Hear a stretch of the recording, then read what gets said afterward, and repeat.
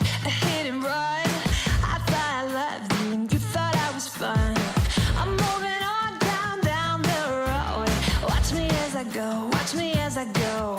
Should I look both ways before you cross me, baby? 'Cause I don't break for boys. I'm moving on.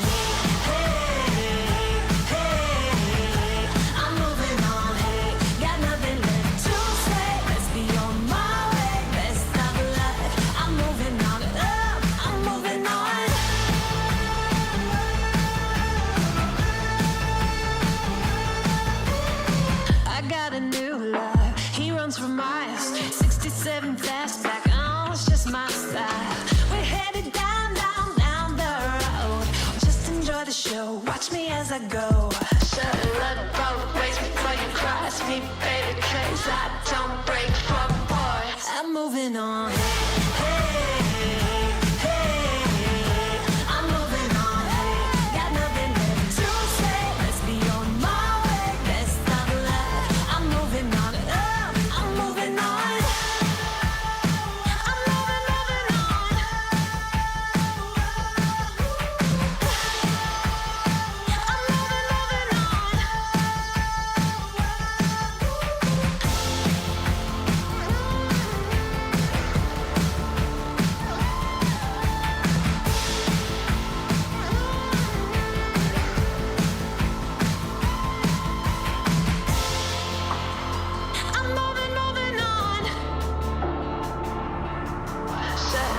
Both ways before you cross me, baby, 'cause I don't break for boys.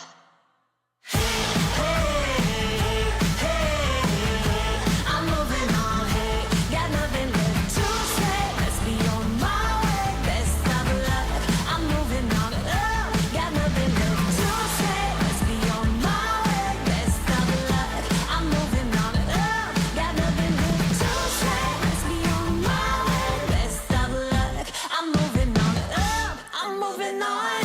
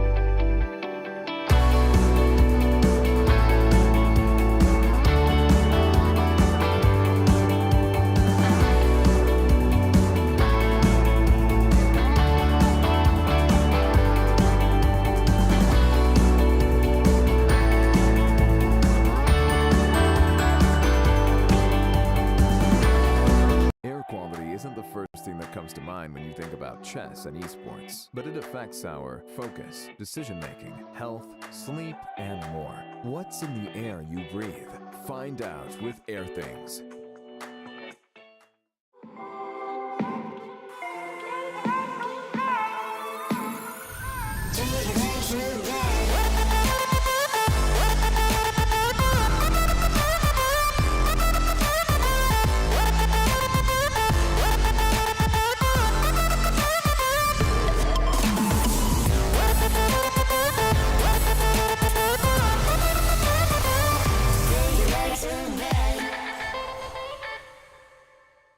How many times have you been stuck in a rut where you're just not improving? Why can't I improve? I'm 1600, 1800, even 2000. I can't get to the next level. What am I doing wrong?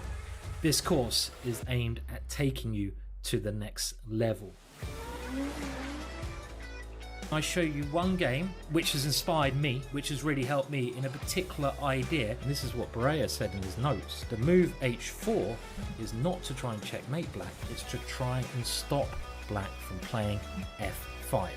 And I'm going to show you one of my own games where I've used that idea and I've put it into practice. That's why I started playing h4 in multiple positions. I now play bishop e2, and you can see it's very similar strategy to the last game. I want to play h5. Best form of defense is attack, and calculation is key. Force your will on your opponent. Rook to d4. Boom! So get yourself a nice cup of coffee, get yourself a nice comfy seat, lay back and learn. Hi, I'm Levon Aronian. I'm Magnus Carlsen. My name is Anish Giri. Grandmaster Adiman Bhaskar. Grandmaster Hans Niemann. Grandmaster Lim Quang Le. Ivan Šarić, former European champion.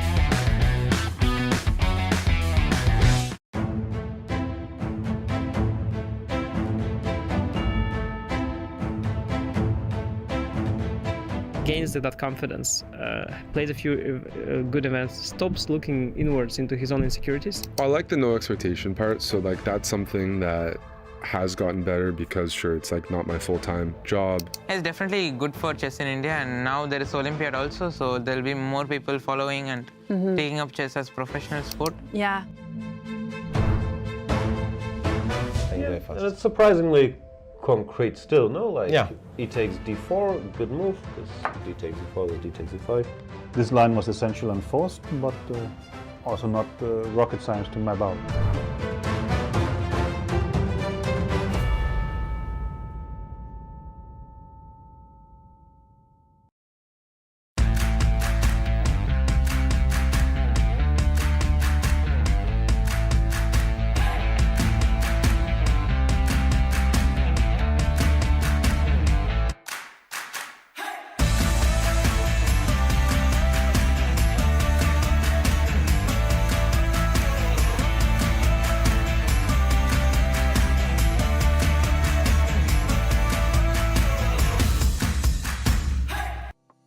Welcome to the new Chess24 playing experience.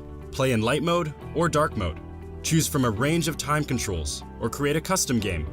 And get paired with players from around the world, fast.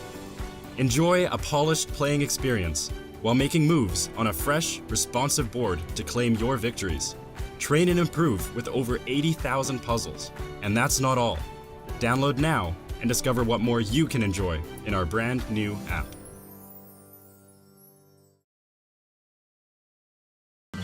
This is John. John loves to study chess. This is David. David loves to study chess as well, but efficiently. John spends more time setting up the board and figuring out what's on the page of his book than he gets to study. David likes to take it easy. And use his time wisely.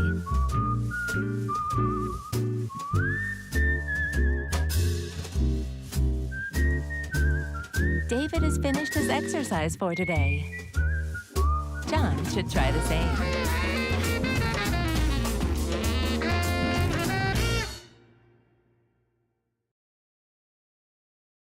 Hi everyone, it's Sam Shankland. I'm back here with Chessable. I just released a brand new course, the Chess Calculation Workbook, that I hope everyone will check out. But that's also not the only reason I'm here today. I did a couple Endgame masterclasses last month after doing the video for Endgame Strategy, the updated version by Shereshevsky. And they were wildly popular and everyone loved them, so we're going to do a couple more. And in these classes, I'm going to go over actually a couple of my own games, but games that I played recently, and particularly games that I played right after recording this Chess.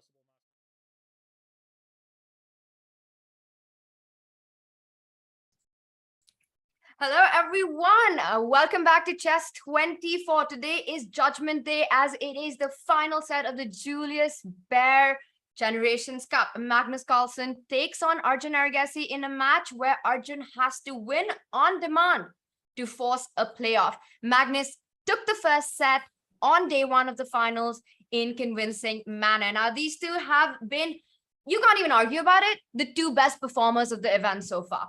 Let's take a look at the road to the finals for Arjun and for Magnus. And there we have it. Arjun Argesi, he finished the preliminaries on second place with 7 wins, 4 draws, 4 losses, lots of decisive games. He had a tough first day loss to Magnus Carlsen, but never stopped until the very last day. In fact, after a very difficult final day of the preliminaries, his performance had already been so phenomenal that he found himself in second place. In the quarterfinals, he knocked out Christopher Yu. Semifinals, he beat Liam, both matches in tiebreaks. Let's take a look at Magnus's road to the finals. Now, he has been setting some records in this tournament in a never-seen-before performance in the preliminaries with just 1 loss, and that as well, a game that he threw. It was not a game that even happened with 10 big wins, 4 draws. First place, he beat Levon with 3-1, Vincent with 3-1. Convincing chess, dominating style. One of the finals against Arjun Argesi, wrapped up that match in just 3 games. And chat, I'm going to bring up chat. A big welcome to everyone joining us on Twitch, on YouTube, on Chess 24. Now to talk a lot about all the action that we've been seeing at the Julius Baer Generation Cup on the board. And of course, the big controversy that looms and continues. We've got a very special guest joining us who will be sharing his perspective and his insights. Let's bring him on. It's an absolute pleasure to have Levy with us. Welcome, Levy. Thanks so much for having me. It's amazing to be here with the rival chess website, or now in a few months, potentially pending a few signatures here and there, all one giant happy monopoly of chess companies, right, Tanya? We're all one family now. I know we're all are we all work colleagues now? Is that how this works? I don't know how this works, but it's exciting. I made the same joke to David when we recorded a podcast together. Our podcast, also a lot of fun. And I've been enjoying watching the coverage of the event as always. Levy, were you at all surprised when the announcement of ChessCom and Chess 24 came out? Yeah. I mean, maybe you weren't. I don't know. I had absolutely. I was absolutely shocked. I was on my way back from the FTX Crypto Cup in Miami. So I had been with the team, with the Chess 24 team for a good 10 days. And I had zero idea what was coming on. And I was in Dubai in transit and I opened Twitter and I see this tweet and I'm just like, what? Yeah, listen, I have conversations about once every 3 months with Danny Wrench where we just talk about the future, talk about the current, talk about, if there's anything either one of us can do better. It's sort of like a friendly chat. It's not even a company chat. He never mentioned this once. And I was like, oh, okay. And you know what else? That whole tweet that they put out with the conversation with Magnus. Yeah. It was weird. It wasn't like a crazy big announcement, like when a esports athlete joins an org, like I'm now joining it. It was just kind of like, yeah, here's us talking. So this is happening. It's pretty cool. Bye. I was just kind of like, what do you mean? This is massive news. But it was super super chill for the biggest merger that chess has seen. Yeah. Well, the thing is, we don't have a lot of companies. Also, I don't know if we have crazy billion-dollar valuations. Chess is a pretty niche space, but yeah, it was huge. And we'll see what the future holds. Obviously, there's good and there's bad when these kinds of things happen. And I think 2021 was such a massive year for chess trying to scale, but also for bringing in sponsors, that there's a chance that in places we bit off a bit more than we could chew. I'm even experiencing that myself with obviously the slow decline. So we might have gotten some people employed last year that obviously may not be involved as much in the future. That's just sort of the way it goes. So while it is kind of a joke and it is exciting, there's also some serious implications for people. They may or may not obviously have their work contracts extended. So that's kind of the serious part of it, right? We don't want to just kind of gloss over that, but we'll see. We'll see what it means for the future. Hopefully good things for chess. Hopefully we'll have more events as well, and better planning, better scheduling. And as you mentioned, having you here with us, it's because we're all, well, one big family now, are going to become our work colleagues or whatever you might call it. So hope for the best. We'll see how it pans out. Now, Levy, you've been obviously following the action. I've been seeing you've been making such entertaining recaps of the games that we've been having here. Have you been as gobsmacked as we have been with Magnus's performance in the Julius Baer Generation Cup? Yeah, I have, to the point that I actually forgot he lost the game. So I was doing a recap, maybe it was yesterday, and I literally super confidently just went, yeah, he hasn't lost the game, obviously, except for that, default on move 2. And people were like, what do you mean? He lost to Levon in the first game. It's like, oh, yeah, but I just legitimately forgot. Now, admittedly, yesterday versus Arjun, he had moments. He really had moments where Arjun could have potentially played better and taken over the game. And apparently Arjun even saw some of those moves in the interview that he gave. But it does sort of feel like not just when you play Magnus, when you play locomotive Magnus, it seems extremely intimidating. I don't know if top players are actually intimidated. I don't know if that's something that they feel, but I know how I feel sometimes when I play some of these GMs and 3,000 rated blitz players. I'm standing there like, I don't know. He's had one loss in the preliminaries, one loss to Levon in the quarterfinals. He's been having this, no BS approach, not gambling openings, not taking too many chances. Do you think this determination that we're seeing in him, does it at all feel like to you that he's out there to prove a point, that one, he's got this whole off-board drama going on, but don't forget, I'm the boss here?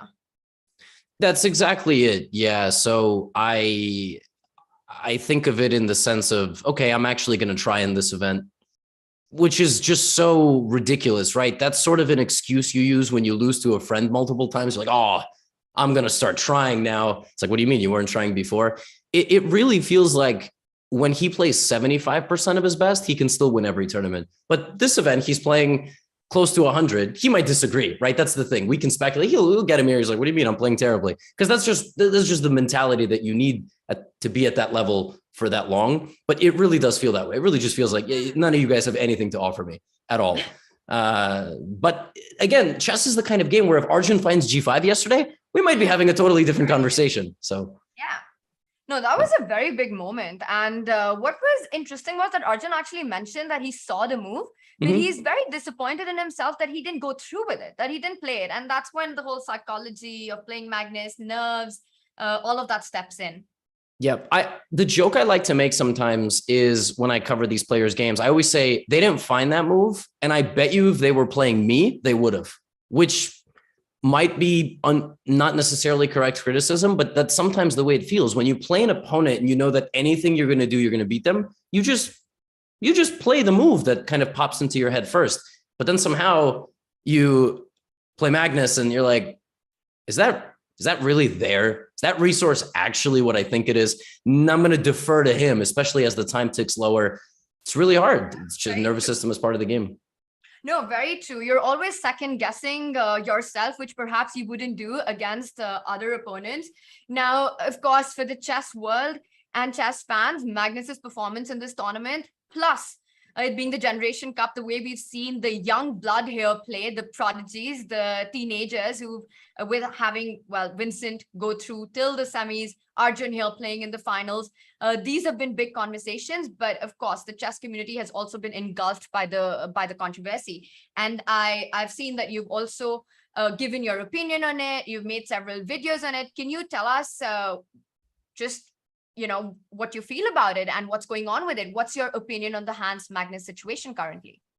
Yeah, so I'm not going to have anything groundbreaking or brand new that somebody hasn't heard before. My opinion sort of remains the same. As far as cheating in chess is concerned, from an online standpoint, it's been made significantly simpler because there is no face-to-face interaction. There is a million different ways to cheat. Like, I once lost a chess game to a treadmill at a hotel. Literally any device can play better than a human at this point. My dog, if he really tried hard enough, could probably be able to cheat online, right? And it's something that you do. And there's, like I say, there's adults watching this right now who are maybe 12, 1300, who are right now still trying to like cheat in their daily games or something like that. It's just so easy. But doing it when you're much younger is different than doing it over the board at the most elite chess events, right? This is like a completely separate conversation we're having.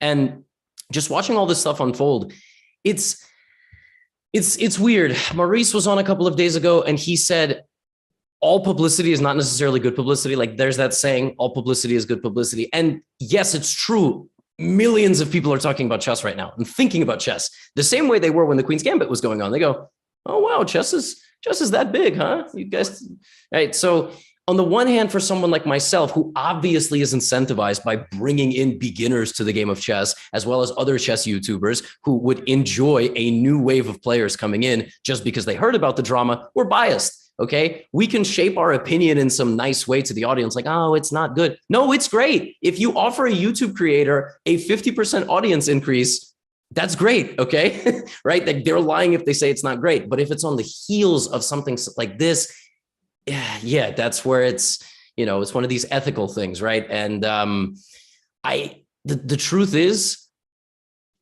one person knows the truth, right? Like, at the end of the day, if there actually is currently cheating going on over the board, and that's unfortunately the man who is, I don't want to say it's necessarily a witch hunt after him, but he's had more social media mentions in chess than maybe Magnus has, like 1.5 times as many, and that's Hans Niemann. And the truth is, like, I've been on stream and I've thought about this and I've talked about this.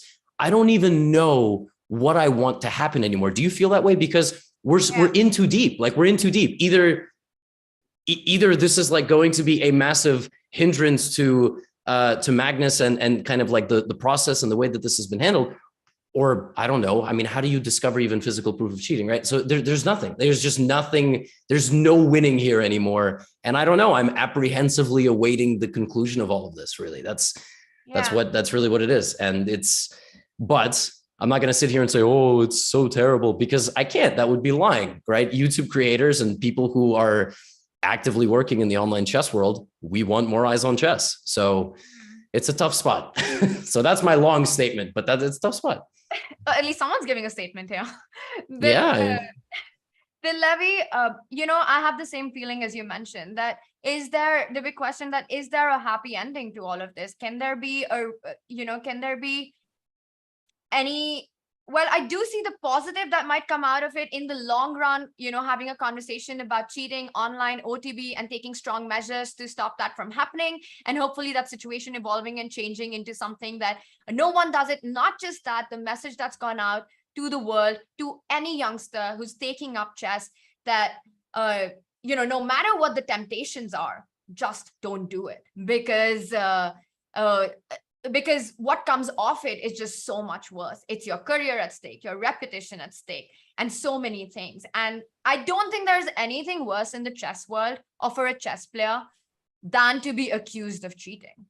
It's the most at a high level, but for just to recreate, like if someone in the chat's like 1,000 and they get falsely accused, that's a massive compliment, right? I mean, it's but yes, although I also look at it from the athlete standpoint. In a sport like combat, if you take performance enhancing drugs, you are faster at your reaction time. You might be physically stronger than your opponent. You might impose physical damage to them. That's really bad. Like you could argue that those people should get a one strike policy. Chess is a little bit weird. I'm a firm believer in the fact that you should be able to get a second chance. We haven't had that situation, luckily, over the board where someone has been kind of caught cheating. Obviously, we've had our over the board issues, but not at like the top 10, top 20 level. I am a believer in the second chance thing. I don't know why chess has this weird kind of like, even our anti-cheat policies are kind of elitist. No, you shouldn't be let back into the game. I don't necessarily agree with that, but I think anti-cheat measures should be significantly increased. I mean, if the players have to take off their shoes before they sit down to play, that's what they have to do. Like, no questions asked. Okay. Like there's, if you need to have your, hair back, if you have long hair, you got to show you got nothing. That's part of the game. You know what I mean? Like that shouldn't be, oh no, what do you mean you're going to take off my shoes before I play? That's part of the game. There's crazy amounts of technology out there, right? That you can just put somewhere. And if we have to increase our anti-cheat, we can't just make these statements like we strongly believe. And so do something about it. Like actually, right? Do something about it. So that's what I think. That's what I was mentioning, that in the long run, I think we can see these things being implemented with this with this anti-cheating measures being taken more seriously and all of that. But currently, with both Magnus and Hans involved, it's just difficult to imagine how this plays out. I mean, can there be proper proof and evidence? Probably not. It's hard to prove 100%.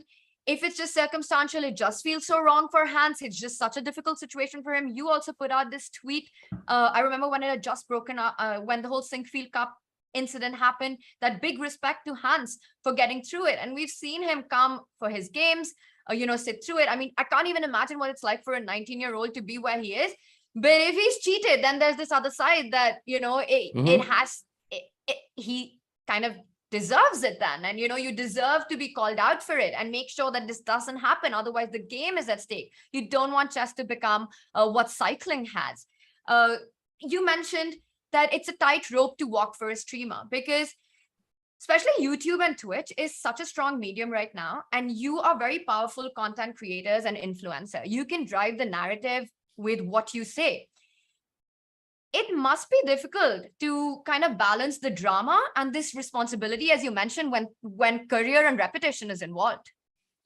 Oh yeah, for sure. Absolutely. It's incredibly difficult. And I think that I can literally say a sentence and potentially 10,000 people now want to go down that path. Exactly. Like even if I say don't do it, it's like raising a puppy. It's like raising a child. It's like, oh, he said, don't do it. Well, he's not going to know if I didn't do it. Right. So I'm going to go do it. So I've definitely struggled with that. I understand the gravity of the situation and the power of my words and the way I try to shape. The thing is, I don't even try to shape opinion. I try to present facts and then ultimately kind of give my take.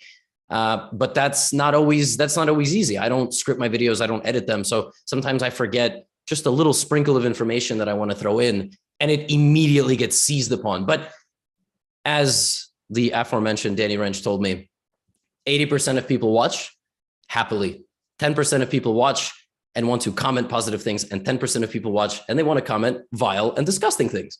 And we've seen YouTube and Twitch chat. It absolutely is filled with a mix of those two. And there's also 80% of people watching. So you can't base the way you're behaving and acting off of, the loud kind of small group when most people are just happily watching, right? So, but yes, absolutely. I understand that things that I say can go a long way.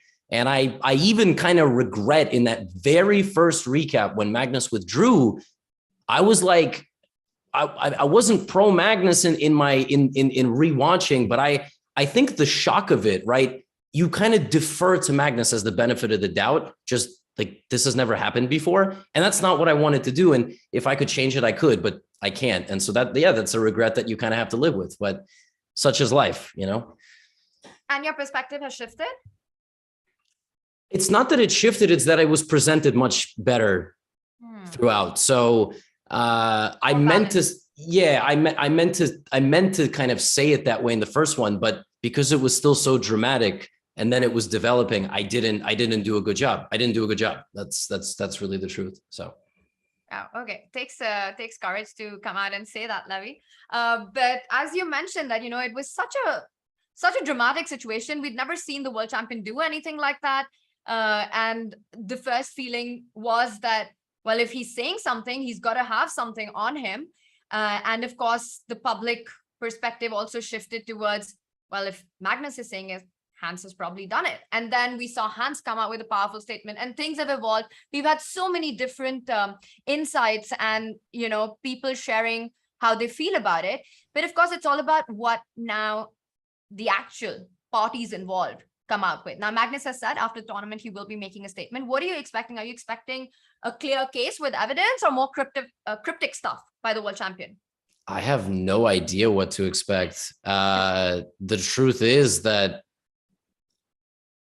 I'm honestly as curious as I imagine the audience is, as probably you are as well. I really don't know, because we spent a lot of time waiting for like a FIDE statement, and it was sort of was just very standard statement. We thought it could have been handled better, but we also do respect that cheating is an issue and we are finding ways to make it less a part of the game and so on. So yeah, I don't know. I don't know if it's going to be like, actually, I've been advised that I shouldn't discuss, or I don't know. We've never had a situation like this in the last, well, I suppose you can argue, right? The World Championship of 2006 was extremely controversial, but never since the chess boom, when people were actually watching this game, no disrespect if you were watching 16 years ago, but now people are seriously watching this game, and we're on a big stage, and this is our first kind of massive scandal. So let's see how we handle it, and let's see how we move on from here. What did you make of the FIDE statement? Because it sort of reflects what you just said, that it's such a gray area and it's so hard to be black and white on it. And it again gave this thing that each of these two factors were addressed. The way Magnus handled it, is that right? No, it's not. It makes it difficult for the players involved, for the organizers, but then there's cheating at stake. And of course, that needs to be looked into. What was your opinion on the FIDE statement? Well, it's kind of what I just said. It was completely expected, and nothing out of the blue. Like, I didn't even finish the statement. My chat when I was streaming said, "Oh, they put out a statement." I read it and said, "Okay, they said what they had to say." But now we're actually going to see what comes next. So yeah. I don't know what's going to come next. Well, we'll find out very soon. It might even be, we might hear something from him at the interview at the end of the day, or this coming week. As he mentioned, he will be putting Magnus will be making a comment on the situation. And just to wrap up, I want to understand your community, because there's always such a strong relationship between the streamer and his audience. What is their general narrative? Are they supporting Hans, and they feel that he's that the way it's been done, it's very difficult for him, or they think that, you know what, someone had to speak out, the world champion's done it and it had to happen? I think the general consensus is this all could have been handled better by Magnus from the start. And I think even if you had a private conversation with Magnus, I'm not sure he would admit that necessarily, like in giving a statement. But I think he also kind of understands, but this is an unprecedented situation, and sometimes you do things, and as long as you don't cross a massive line, or as long as ultimately you are right, then people will sort of forgive you, right? It's easier sometimes to ask for forgiveness than necessarily permission, and try to do everything the right way behind the scenes. But I think the general consensus is it could have been handled better, but there is enough question marks here that do need to be addressed. But some people say, no, they don't. Who has to address anything? Nobody has to do anything. Some people are saying it's good publicity. Some people are saying it's terrible publicity. It's horrible for Hans' career. We've got a lot. There's a lot of different kind of break-offs and drop-offs. It's hard to track all of it, but I'm doing my best. And you're doing a fabulous job, Levi. It's so nice to hear that you also yourself feel the strong sense of responsibility as a streamer, and understand the power that you have over how the situation plays out in terms of the public perspective of it. We look forward to, of course, all the content you put out, especially your entertaining analysis. And I think we've got about 5 minutes to game time. So I'm going to shift now to the big match coming up. What does Arjun need to do today? To be honest, he doesn't have to do, it doesn't feel like he has to do a whole lot different in the opening. He needs to maybe mentally anticipate that by move 7 or 8, he's not going to be in any sort of preparation phase that he's in. But I honestly, yesterday really came down to just a few critical moments. It truly felt like, and it just seemed like if he just trusted his gut, like I said, we might be having a different conversation today. So he even said it himself, right? He said, I saw it and I didn't go for it. And if he goes for it today, maybe we'll get Blitz, maybe we'll get Armageddon, maybe we'll get a different champion than we're all expecting.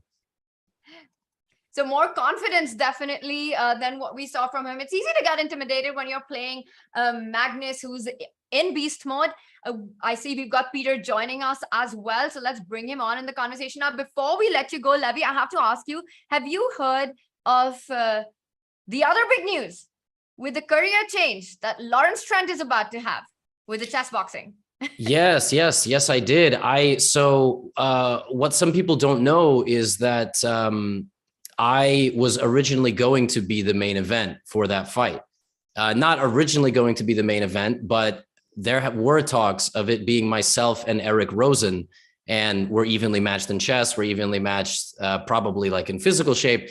And but Eric and I were just having conversations behind the scenes, but it wasn't going to work out logistically. Like both of us would have had to commit way too much time, resources. We also are worried about head trauma, which, listen, God bless those guys. You know, they seem like they know what they're getting themselves into. And Eric also travels the world. He's like not interested necessarily in just dropping his whole life and training. But I've been going to the boxing gym. I've been enjoying it a lot. And if I have a good opponent, you know, for the next event, I will do it. I'm very curious to hear Peter's thoughts actually on chess boxing.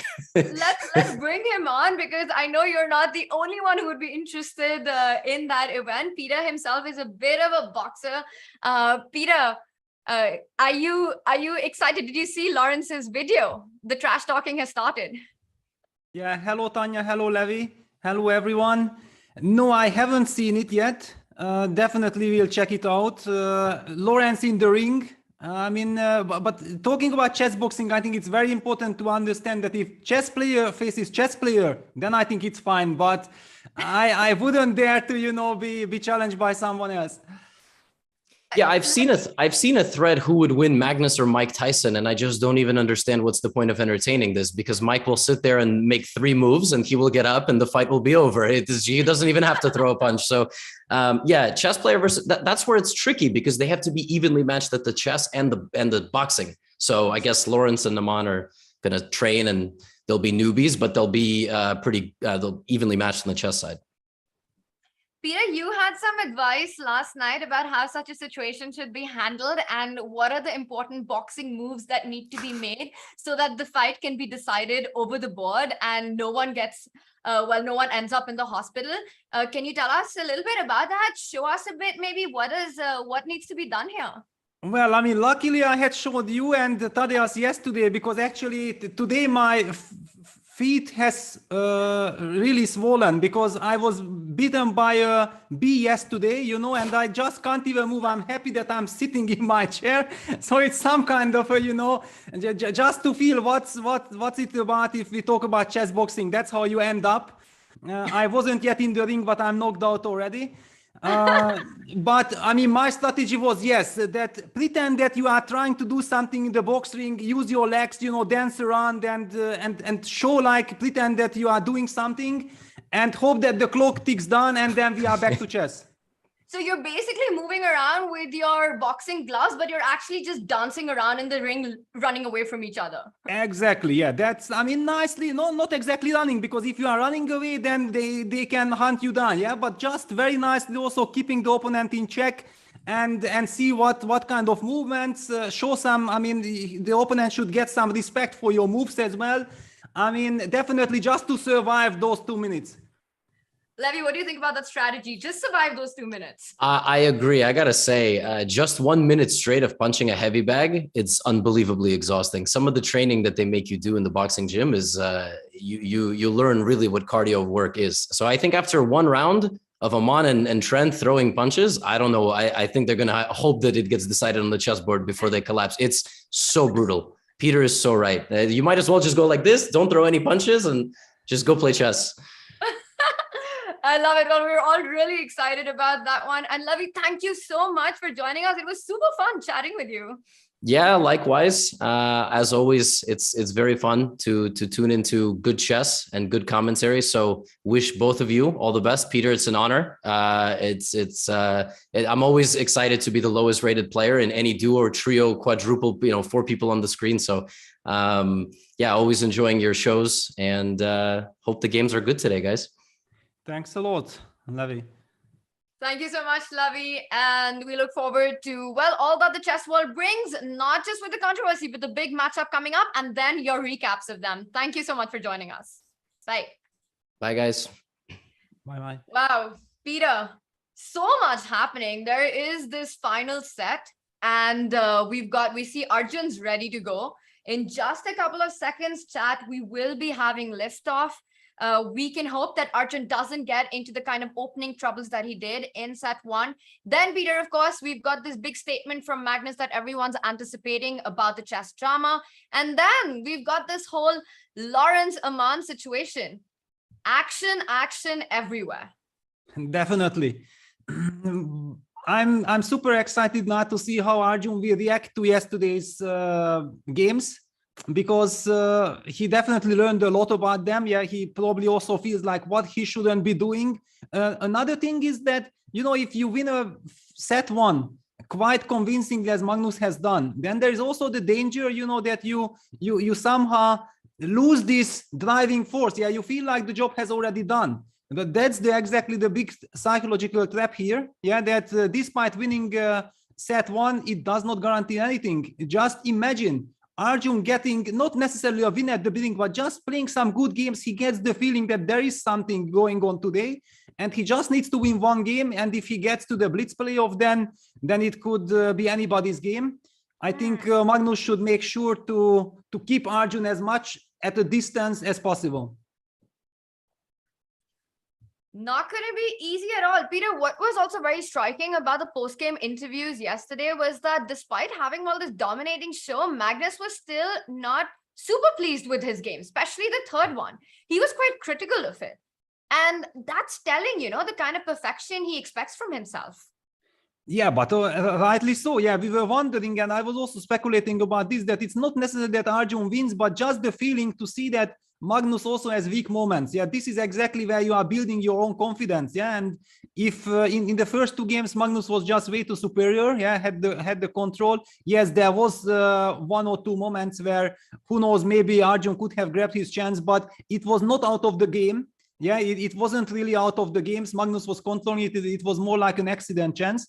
But I believe that Arjun needs to get the game going, according to his liking, that he move per move, step by step, gets the feeling that everything is possible. And we have liftoff, first move d4. I actually like no more e4, e5. I mean, this is so much Magnus's territory. And wow, d4, d6. Arjun will have a chance. Let's go. Magnus is experimenting. I mean, we have seen already against Prague where did this experiment ended up. Okay, now he makes sure that he goes knight f6 and g6, so the classic Pirk, not allowing all those h4 ideas now. But okay, definitely it's very nice news for Arjun because he's gonna get a game. He will have his chances. Peter, definitely an opening that gives white a lot to play for now if Arjun has to make the most of the white pieces. What is the response against the Pirk that he should be going for to create a mess on the board and get those chances that he needs? Well, I mean, he plays the most aggressive one, yeah, with this bishop e3, queen d2, yeah, the intentions are quite clear to go long castle as quickly as possible. Yes, long castle is played. Magnus, on the other hand, is anticipating the bishop e3, queen d2 setup, right? Because already Arjun has played it against him in the very first round, the preliminaries, and later also Magnus with a slightly different move order, but was basically trying to get the same stuff against Prague, which heavily backfired. So I'm guessing that Magnus, by choosing the Pirk, he should be anticipating this setup. However, this is not quite striking. Yeah, that white plays the move long castles, and Magnus is taking his time. I mean, be careful, e4, e5 is a big threat. Yeah, Magnus goes b5, and just as in their first encounter, then the preliminaries, it's all about e5 should be met by b4. Yeah, that's the standard reaction. And f3 is played. So e5 was the move of choice that actually Arjun had blitzed out in that preliminary game and had to face the brunt of it after b4 happened. So definitely a more prepared Arjun, and he's gone for the move f3 instead of e5, which got him into a lot of trouble. And we see Magnus now sitting on his chair, changing his stance a little bit. So this is the new position that's there between these two. How does f3 change the dynamics is the question. Now, the point is that b4 doesn't have the same teeth because e4 pawn is defended. The pawn from f3 defends it, so knight e4 is not a threat. So after b4, you can simply fall back with the knight. Peter, what else is the importance of f3? Perhaps g4 at some point, soon, to attack the king side once that pawn is defended. Yeah, absolutely. I mean, okay, usually white wants to go g4, but Magnus is very clever, yeah, because he did not place his bishop yet on g7. This is kind of a nice little finesse. So he doesn't need to worry about bishop h6 moves, yeah, because his bishop is not yet on g7. So he's not forced to do anything, not to do any reaction. And he was able to get that knight very quickly to b6. And I do believe that this is something black really wants, because now we see that some b5, b4, and eventually if the knight moves to e4, black will have the very unpleasant knight c4 move hitting the queen and the bishop. It's kind of famous that if black is able to trade a knight for the bishop, that's just a very big success for black. So, for example, just to highlight, yeah, if white plays the very natural move king b1, that already runs into b4, the knight has nowhere to go, can only go to e2, black plays knight c4 and takes over the control, yeah, so you have to pay attention. No, this looks bad if you allow knight c4, and he's gone for the move h4. I was expecting a developing bishop d3 so that the knight could actually fall back to e2, but h4 going immediately for counterplay here. b4, I don't believe Arjun will play knight e2. He falls back to the b1 square, making sure that you don't have knight c4. Meanwhile, Arjun's preparing those Pragnananda ideas of going h5 and potentially an exchange sacrifice someday on h5. Yeah, but that was a very special move order, and that's why Magnus was also so unhappy that how on earth did he let that happen? Yeah, because he just got in fact, now that the game is I mean, probably white will take some time. Let's just very quickly show that what happened in that game. So it was something like g6, knight c3, bishop g7, bishop e3, and Magnus played, I think, a6. And after h4 here, knight f6, white immediately pushed the move h5. So it's a completely different dynamics, because after knight h5, rook h5, gh, queen h5, white was just incredibly well developed. Yeah, long castle coming, black's king in the center was completely stuck, and that was a total horror for black. Magnus needed miracles to survive that game. But now it's a completely different story, yeah, that black has already created his counterplay. White's knight was forced back to b1. I mean, I'm not such a big fan of this knight on b1. Clearly, black has counterplay, and white has played the move knight h3. So he's developing the knight. Developing the knight. Also, perhaps aiming at getting that knight to jump in onto f4, g5. But the big question for black is, for Magnus here, is can he try to get that knight to c4? And bishop a6 is a move that comes to my mind. I want to try to trade off your light squared bishop so that you don't have control over the c4 square. Is that something that Magnus can be considering right now, to trade these bishops? Well, it's possible, but I don't necessarily believe that that's so critical, because, okay, we can take and we can make good use of that. The rook is slightly misplaced. We can sidestep with the queen, for example, to e2. The rook has to kind of move, or the queen protects, or the rook retreats. And then suddenly we can activate that horrible knight on b1. Yeah, knight d2 comes, and then we're going to push g4. And it's a big question what really black achieved by trading those light squared bishops. Yeah, it's we on the other hand also see that computers believe that black is perfectly fine, so it's like a very strange kind of stuff, yeah, that black has played the Pirc, and already computer says that black is fine. Not anymore, Peter. Not after Magnus's last move. D5 played, a little inaccuracy there. Clearly, according to the eval bar, Magnus aiming to get control of the C4 square. Not sure what was a better move. Perhaps that can tell us what was the right way for black to keep that balance in his favor. After D5, why does our eval bar like white's position so much? Is it because of the move E5?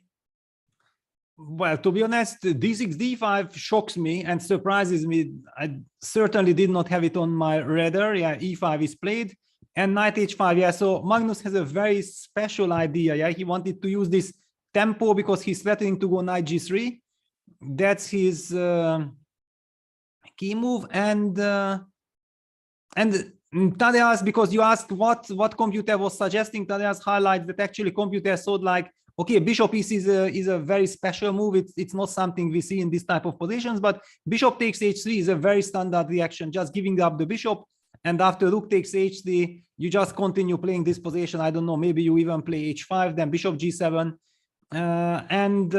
Usually it's considered that this type of positions are just double-edged, no clarity at all. But by going d5, this is very committal, because if something goes wrong, and knight h5 is now met by queen e1, nicely sidestepping out of knight c4 and stopping knight g3 as well. I mean, imagine white gets a chance to play g4, brings also this knight out from b1 to d2. I mean, black is running very huge strategical risks. So I'm expecting that Magnus has some very clear vision how he wants to treat this position, because slowly it doesn't look good. Queen e1, and he finally trades on h3. The big question is, what is the future of that knight? He doesn't have time to go bishop g7. Magnus could not have played that because g4 was actually trapping the knight. Knight g7 heading to f5. And if white goes g4, then black is just in time to play h5. Challenge that pawn, trying to get the knight to the f5 square, taking advantage of the fact that black hasn't castled yet. g4 can be met with the move h5 here. Yes, well, it can and it should, yeah, because if white plays g4 and white also gets the chance to push h5, then it's basically game over, strategically speaking. Yeah, so clearly Magnus wants to go h5, then white will have to keep the pawn on g4, yeah, covering the f5 square. That's key. And I believe that with this light squared bishop, I mean, okay, I really want to get that knight out. Yeah, knight d2, put the bishop on d3, put the king on b1. So I kind of have three natural standard moves to stabilize my position, and with this light square bishop, which is the jolly joker of the position, I mean, white should be better. I'm still kind of shocked that Magnus opted for this. All right, big moment for white here. Does he wait or does he go for g4? Does he continue with development? But it looks like the opening outcome is exactly what Arjun could have wanted. A position that's not easy for black. Look at that king side, the development with bishop on f8, the rook on h8, castling a faraway dream. This is exactly what black should be hoping for. Peter, what are you expecting? Are you expecting g4 here? Are you expecting these developing moves? Or do you think Arjun might even go for something crazy like, is h5 a possibility here, or is that too much? Well, certainly is a possibility, and by taking so much time, I have the feeling like if he's really considering the move h5, yeah, otherwise the move g4 would be so thematic. But okay, after h5, knight takes h5, how do you continue with the exchange sacrifice, or you just push g4 and try to rely on compensation?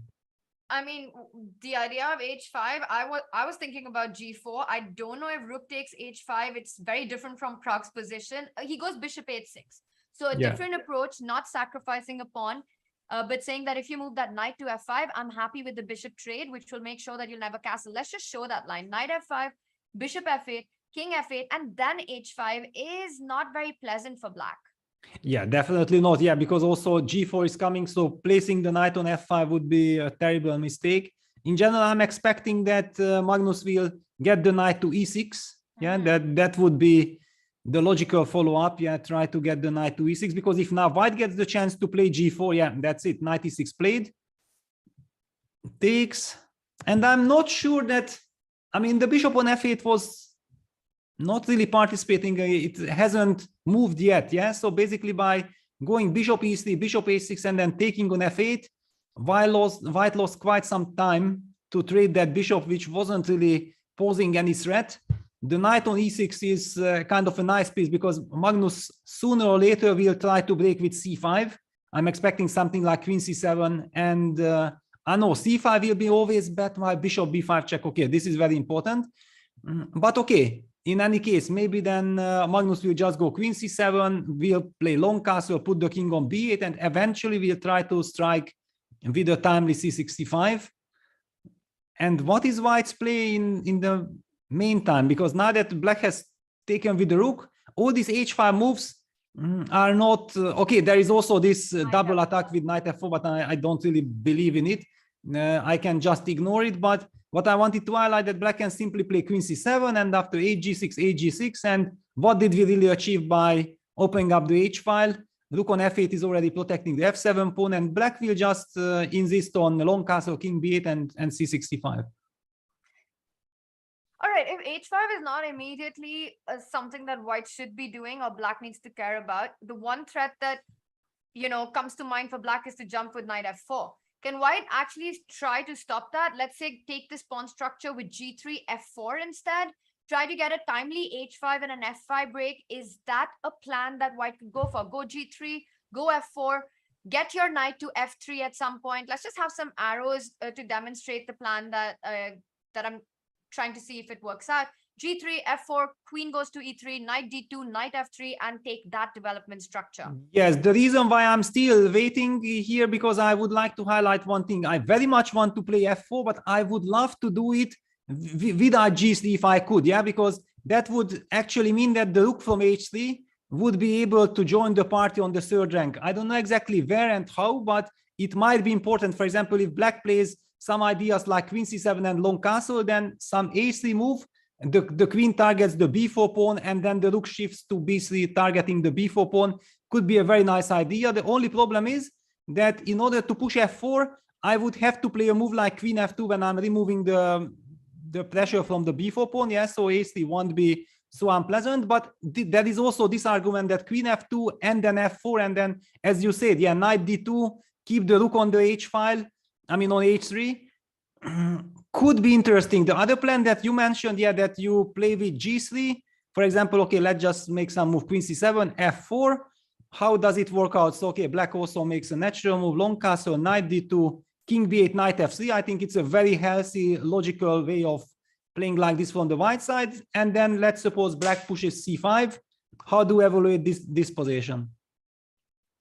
I like black right now. I mean, if black gets all of this, has managed to complete development and break in the center with this rook stuck on h3, suddenly g3, f4, you ask yourself, where is that headed?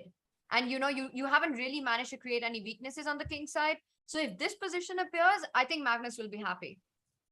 Yeah, and Arjun opts for rook h2. Okay, basically after rook h2, it's clear that his next move gonna be g3, and he wants to get bishop h3 quickly. That will be his idea. He wants to target this knight on e6. Okay, I'm expecting after rook h2, you don't have to be Nostradamus to claim that g3 is the next move. I think g3 will be played, and then black plays long castles, and then Arjun would go for bishop so h3. No g3. Wow. Yeah, Okay. Plan completely. I don't know if he didn't play h5 in the last move because he felt knight f4 was coming, but knight f4 just didn't feel right. He spends a move and goes for h5. Magnus not going for long castle and immediately strikes with the other plan, c5. This does invite a bishop b5 check. Is that uncomfortable? Well, seeing that Magnus doesn't care about it, it means that he is very happy. Yeah, he just sidestepped with the king to d8, and he says that, you know what, I'm probably threatening to push c5. First of all, okay, how do you protect the pawn on d4? But just to highlight that after c4, maybe white's bishop on b5 would be trapped. And if you take d takes c5, then black takes queen takes c5, hits the bishop, and eventually puts the king on c7 and gets very harmonious position. I feel like Magnus is taking over, and I don't like this rook h2 h5 at all. I mean, wasting too much time for nothing, and Magnus is carrying out all the ideas that he really wanted.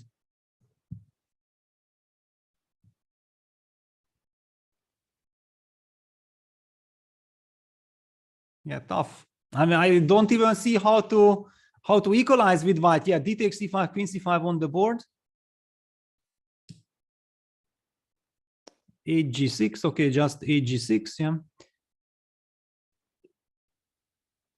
Look at this. I mean, I told you from the beginning that whenever this knight has to retreat to b1, it gives a very awkward feeling. But then after Magnus's d5, there was a chance for white, you know, just to play with g4 and slowly not trading the dark square bishops. I mean, trading the dark square bishop was a very big strategical error. Simply Arjun did not understand the position. And Peter, let's also show the dangers that exist in the position. For example, instead of g3 activating the rook, if white would make a natural move like knight d2, aiming to get the knight on b3, suddenly black has this very devilish knight d4. You're threatening mate on c2, and after bishop d3, you can perhaps just take on c2. Bishop d3, knight c2, bishop c2, rook c8, and this looks like white would be busted here. So already these tactics in the air needs to be careful. The rook on h2 comes on to the defense from the other side with the move g3. Magnus continuing with pressure. So now he doesn't care about long castle. The king will stay in the center, but going for rook c8, knight d4 ideas in the air. This is looking dangerous for white now. Yeah, and he's stuck with the knight on b1. Yeah, you just can't develop the knight because you get checkmated on the spot with queen takes c2. So it's nice that the rook protects the pawn, but at the same time, you just unable to, yeah, he goes f4, you have to get that bishop out to d3 and then hope that you will be in time to get knight d2 out as well. One thing that black still has to solve eventually, if that turns out to be important, his king position. Yeah, that of course, if that king could jump to b8, we would be saying that black is strategically winning. Like this, that the king is still stuck on e8. If white manages to stabilize the position, then it could easily be kind of anybody's game. After all, the king on e8 is a long-term target. Well, it's all about time, right? Like you mentioned, Arjun needs to find a way to finish this development, but that means Magnus has about 3 moves to build the pressure further on. How can he do it? Peter, let's take a look at some lines, some concrete variation. Yeah, a4 that you're pointing out is one idea that we definitely should check out. The other move that comes to my mind would be something like knight d4, but let's start with a4 because it has a direct threat. I want to go a3 or even maybe b3 in certain positions. Exactly, yeah, depending on the situation, because the knight can't move the king. Usually whenever you play long castle, you really want to get that king all the way to b1. Yeah, then you feel that you have stability and everything is under control. But with the knight stuck on b1, it feels very uncomfortable. I mean, I think that Magnus's only problem right now is that he's spoiled by very nice tempting choices and he has to make up his mind that in which direction he wants to take this game. He's got enough time to think right now. 10.5 minutes to Magnus. Arjun a little lower on the clock with about 7 minutes. A4 is an option. Knight d4 ideas are there. Peter, what happens if black does go for knight d4 because it has the big threat of taking on c2 as well as the fork on f3? How do you counter that? Well, actually, it's on the board. Yeah, Magnus has played the move knight f2, but can we play queen f2? I thought that if I'm not blundering anything, then I can play the move queen f2. And I don't really understand. I mean, is there some incredible cheap? Yeah, I'm just wondering if I can go knight c2, you take on queen c5. That's the problem. Let's just show that knight c2, you don't take queen c2 because of queen e3. But the problem why knight c2 doesn't work is because you first trade the queens and now the knight is hanging. Exactly. And okay, so basically what Magnus says, okay, please play the move queen f2 and I'm gonna play knight f5, and I just want to enjoy this endgame. Or hang on, no, hang on. Can you play b3? Yes, and Tad is mentioning, Peter, just as you said, b3, apparently that is the idea. It's a big mess after that. It's a piece sacrifice. Let's take a look at this line because this looks like tremendous fun. b3, one thing is for clear. Let's just, yeah, knight b3 is just checkmate on the spot. So yeah, this is... It's not a checkmate that I have ever seen before, and I don't think that it's very typical, but wonderful, yeah? Yes, and neither can you take the knight on d4 because after you take the knight on d4, you might not get check. Let's say queen d4, there's a knight. Let's ask chat, Peter. Let's ask chat. What is the line that they would go for here? Because I feel it's one of those moments where you have some pleasant choices, but I want to see what is the people's decision in this moment. Yes, definitely. Well, we're getting that after b3, knight c3 needs to be checked, and absolutely, chat, well done. Well, you can also win by trading and taking on a2, but a cute little mate in the position after queen c2, rook c2, rook c2, and Peter, that's the move of choice. So chat is super sharp today. Absolutely, and also it shows that what a terrible position it is for white. I mean, but clearly after b3, instead of resigning or falling into any kind of mate, yeah, white will play the move knight c3. And the big question is that knowing that Magnus has everything under control, and he also has this very nice knight f5 move in the pocket, yeah, giving him very nice position, then does he want to go for all these crazy complications, or he just prefers to play technically? And what's the response after knight c3? Okay, because now the d4 knight is hanging. You can't take on c2 with the pawn because of rook d4. If you take knight c2, by the way, queen f2, we might be seeing this action if Magnus goes for b3. We have a very entertaining mess on our hands with b3. But Peter, in this position, if you take knight c2, I also feel queen c5, rook c5, a takes b3, and white is perhaps a happy camper. Well, could be, but also that is still kind of sharp. Of course, white can maybe even include bishop, but yeah, let's just, for example, highlight this position. But then black has knight e3, and Magnus goes for it. Magnus goes for b3, and Arjun blitzes out a4. He blitzes at a4, doesn't even pause for a moment. That's a bit of a shocker, Peter, because if someone played b3 against me, I would be terrified and collapsing on the board. Arjun chooses the move a4, and we see our eval bar doesn't approve of it. Strange that he didn't pause for thought here. Well, the reason for it is, I think that he already spent quite some time before going queen f2, and he has probably already spotted that after b3 he is not happy unless he has this a4 move. He is trying to get to the b5 square with his bishop. Yeah, so for example, let's just highlight that if black takes with the knight on c2, then I'm guessing, I don't know if trade or first bishop b5 check, probably doesn't really matter. So okay, something like this, then we trade the queens at some point, and then we play this end game. But how do we play this? And we are pawn down for what exactly? I'm not getting this. I'm not buying it. Maybe he just blundered that he has knight c3. It was not an easy move to find knight c3 at all. And queen takes c2 played by Magnus. So we might be heading for something similar right now, depending on what he trades. He goes knight c2, so bishop b5, king d8 would land up in the position you were discussing. And maybe then he wants to go knight c3, attacking d5. Could that be, well, hoping for any kind of compensation here? Let's say you go bishop b5 check, king d8, knight c3. I'm trying to hit on d5. Yeah, and okay, I have never take, because knight d5, there's always knight e3, which is super annoying. Yes, okay, so if that's the case, then let's go rook c5 first. Yeah, it's on the board. Let's see if, because Magnus also has e6. Yeah, the e6 is also kind of a super, yeah, e6, just a nice stabilizer. Get the king to e7, you are pawn up, and you have the winning structure. I mean, it's quite striking that it is already the second game in a row for Arjun against Magnus, when Magnus goes for this Pirk and Arjun goes for this bishop e3 queen d2 setup and gets outplayed very quickly. I mean, I don't exactly understand why Arjun is then insisting on this line if he doesn't feel it, because against Pirk there are so many other options also. Yeah, there is no reason to keep on banging your head on this line unless you really understand all the finesses.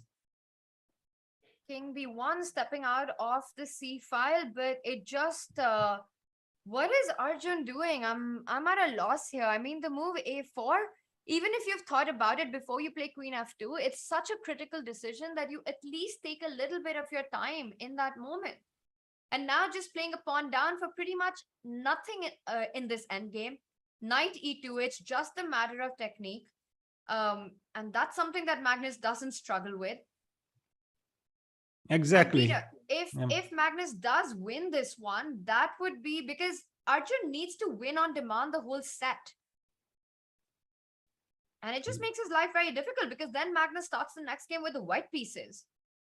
Yeah, I somehow have the feeling that Arjun is just completely demoralized. Yeah, he doesn't know. Okay, my first reaction when I saw this Pirk on the board that, okay, this is good news because Magnus is fed up of being over careful. I mean, over professional. Yeah, just he wants to have fun and let's enjoy playing chess.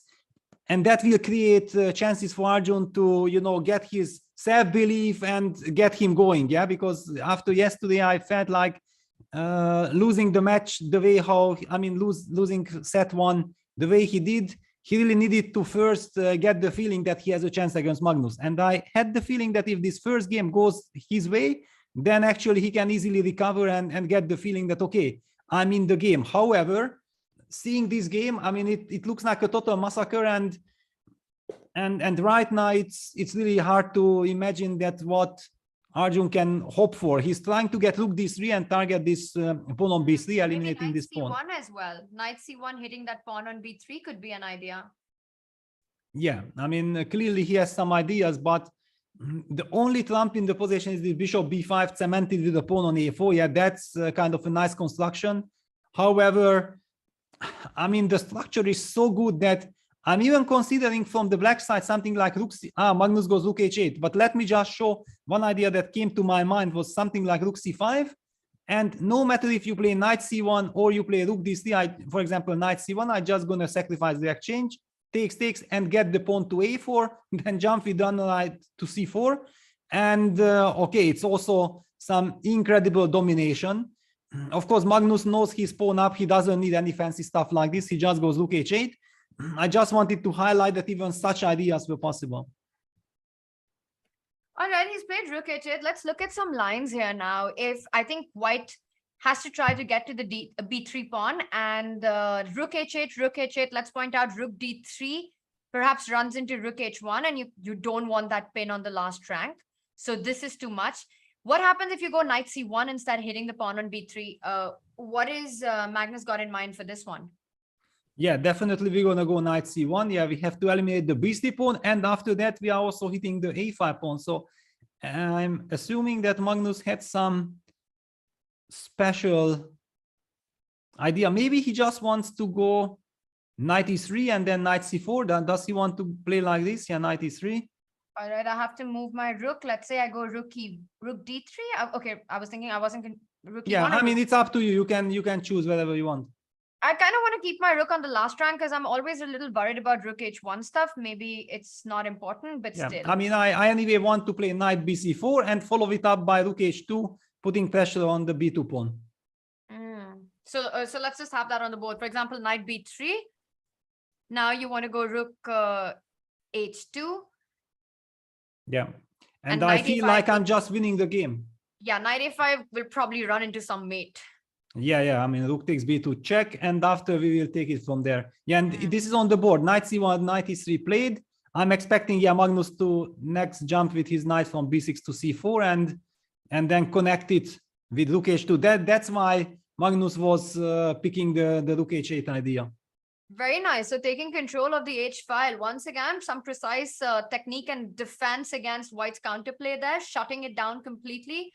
From the other side of the board, being a pawn up, you're focused on the queen side, and then suddenly finding this idea of going to the queen side from the king side. I like it. Peter, the move rook e1 has been chosen. I was going to say rook d3 doesn't change anything because after knight c3, you can't take rook b3 because of knight d2 anyway. Yeah, exactly. I mean, it doesn't really. That's why I didn't know where to put the rook. That doesn't seem to help. Yeah, it's just a complete massacre. I mean, knight c4, and white should look for ways to survive. Yeah, the next couple of moves, because he can just end up losing. All right, so rook e1, we're looking at knight c4 and trying to see if and how Arjun can actually still continue putting up a fight now that rook h2 is a big threat. Rook e2 doesn't help because you'll go rook h1, and that's a complete clampdown on the back rank. Yes, definitely. I mean, if you don't eliminate the pawn, then okay, the pawn will stay there forever. It's also terrible, but if we take, then maybe white will have to go for this knight a5 that we already started discussing, that it should be checkmate. I mean, rook c2 with all these knights, but maybe it's not. Maybe it's not checkmate after all. So you're saying knight a3, you simply go to a1 and you don't care. Well, I do care, but what can I mean, maybe now you just move the rook away and you are settling with nasty forks. Yeah, no, okay. I mean, in bad position, there are no good moves. Yeah, this is the famous truth. But Magnus taking his time, yes, so he's calculating the lines. He's also way up on the clock, yeah, and then that's also one of these things that Arjun, so far, what we have seen him in the preliminaries was that he was playing very quickly with a lot of confidence, controlling the clock, putting pressure on his opponent clockwise. And here suddenly now Magnus is dominating over the board. And wow, he goes knight e to c4. That's a surprise. Ah, okay, so he doesn't want to let knight takes a5 happen. Okay, so knight is c4, knight takes b3, rook h2 happened. Now king c2, yeah, white is sidestepping, and white is hoping for rook takes b2, knight takes a5 with similar ideas. All right, but when now rook takes b2, then what are you going to play? Because now knight b2 runs into knight a5 as well. Or do you just simply go knight b2 and pick up the a4 pawn? Yeah, that's maybe a very professional way for what Magnus has in mind. I just want to highlight this tactical trick which I suddenly was not sure about. After rook b5, there is knight c6 check, and after king a b5 and white wins. So that's a premature trick which backfires.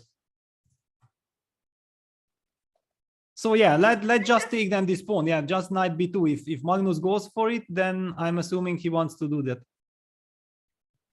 It's quite interesting with this knight jump and deciding which knight. It reminds me of their game from day one, from set one, where Magnus chose, well, the knight from f4 to d5, and today he chooses the knight from e3 to c4.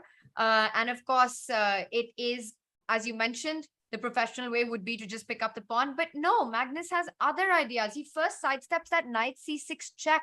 And I think that's the point of king f8, that now he wants to take on rook b2. Imagine it's white to play, right? It's black to play. You go rook b2, knight a5, and now suddenly rook b5 is a possibility. Because knight c4, there's rook c5. Exactly. Yeah, this is the trick. That was the point, yeah, behind king f8. And like we already showed before, that before it was not possible due to knight c6 check.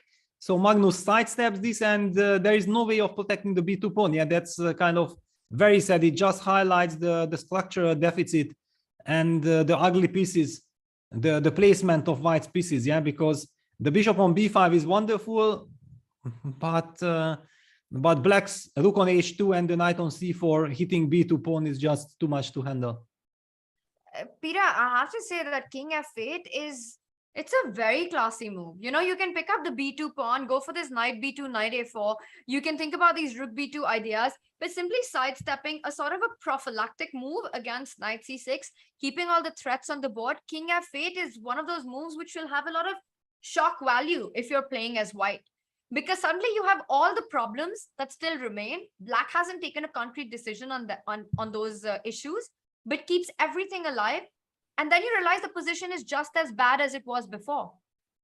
Well, my feeling is that white is already shocked at how they ended up in this position. Yeah, it's king f8 is one more blow in that direction. But I mean, really, this is just a total nightmare. And I think after the game, Arjun will be very critical that why on earth did I think about this bishop e3 to h6? I mean, it was such a bad move, strategically speaking. Yeah, thanks to this, that was the game changer. Yeah, then suddenly Magnus's only undeveloped piece was traded.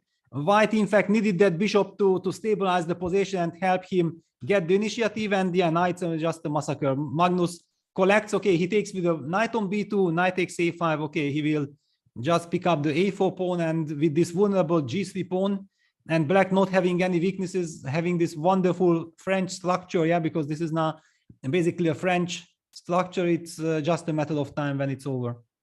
And one of the drawbacks of the French structure is the light squared bishop that black has. Well, that's no problem here. And I think Magnus did not go for that rook takes b2 line. If we can just have that on our analysis, both could we have the live position, is that it's also you're not sure if after knight a5, rook b5, ab5, knight a5, how you're evaluating that position. You've got these two knights for the rook, but it's going to take work to complete that. And over here, for example, knight takes a5. And rook b5, ab5, knight a5. Well, no, I don't think that he's worried of this position, but yeah, he's just winning. It's a matter of taste. Yeah, you can do like this, you can do like that. And Magnus decides that, okay, let me just play as simple as possible. Knight a5, knight a4, rook f3 played.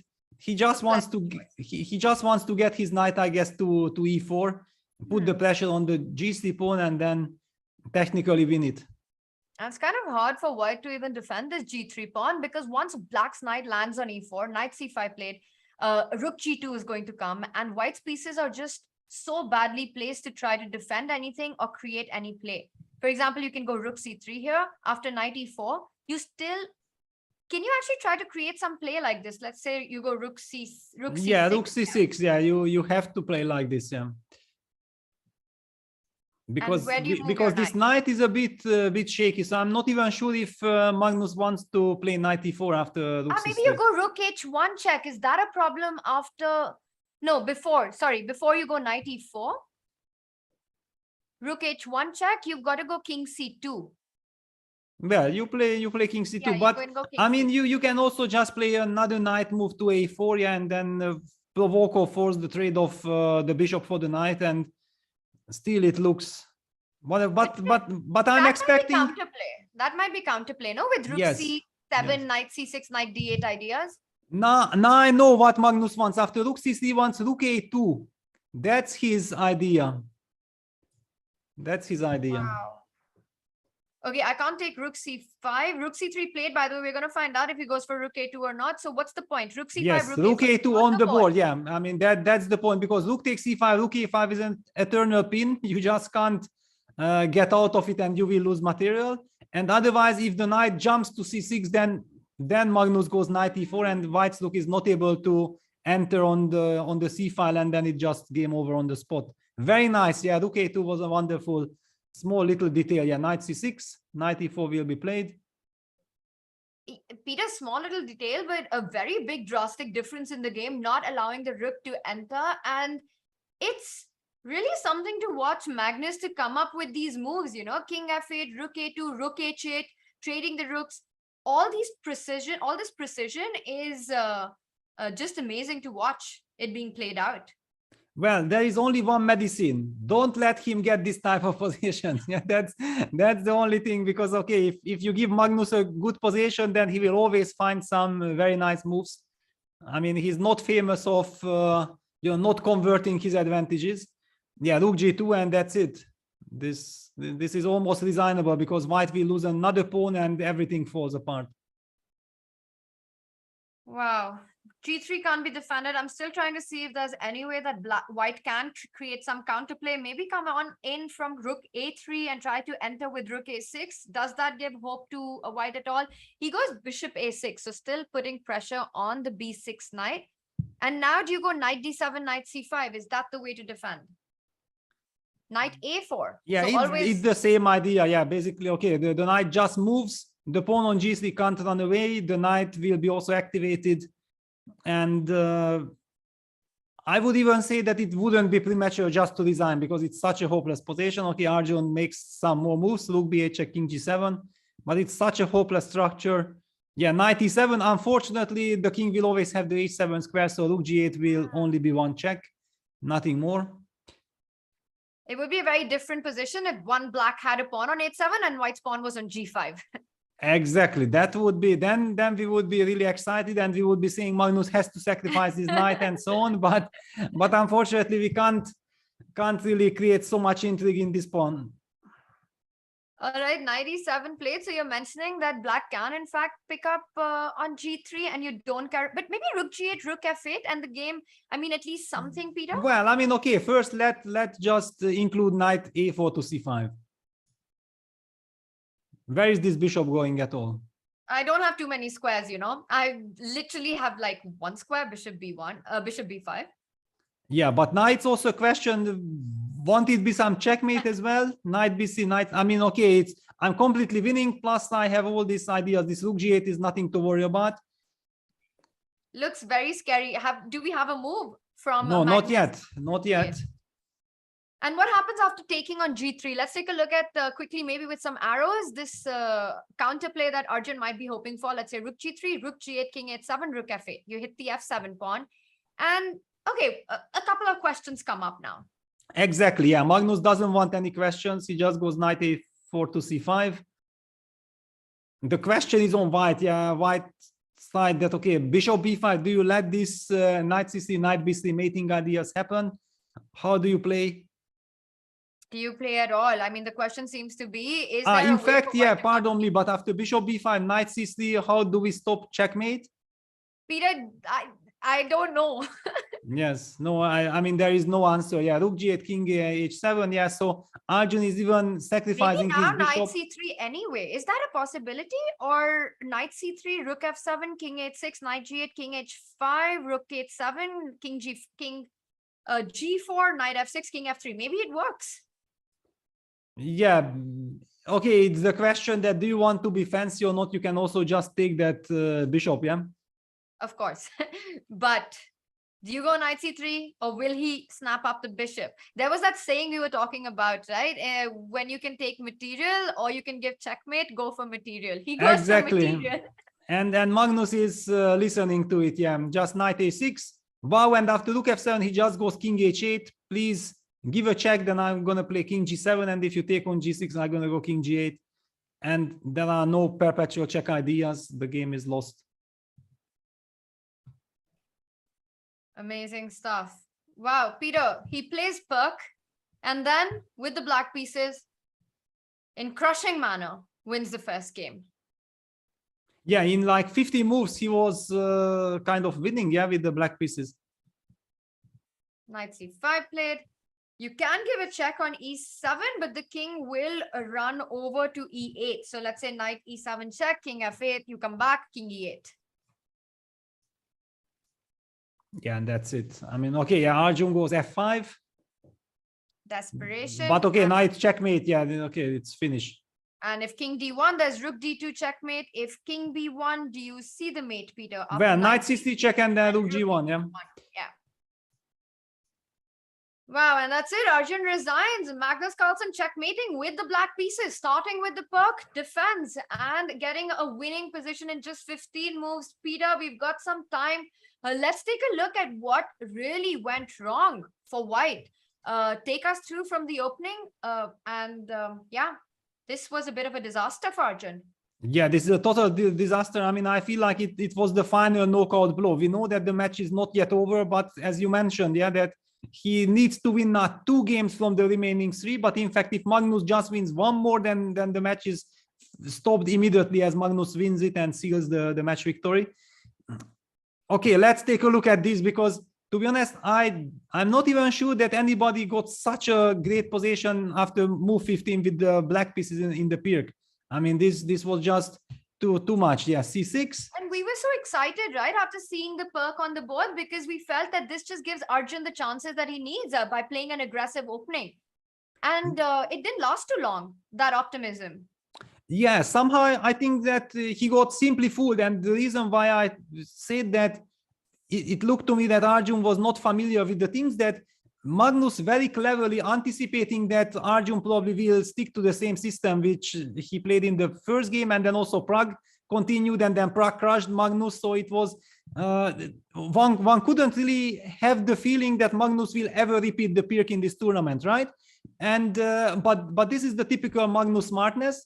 He leaves the bishop on f8, and suddenly there are completely different rules to the position. After long castles b5, f3, knight b6, I started to feel around here that this is very tricky. There was a moment you mentioned a move like bishop d3. I actually felt like it might be a clever move, yet that just to make sure that after b4 you always have this retreating square to e2 with your knight, get that king to b1. Yeah, this is the construction you need. One of the biggest issues in the entire game for white was that horrible knight stuck on b1. And instead of bishop d3, the move that Arjun chose, knight h3, I think is what he went. B4, no, he first played h4, yeah, but basically h4 allowed this b4, yeah. Yeah, with no knight e2, and maybe this was a very critical moment. You know, everyone asking where was the turnaround?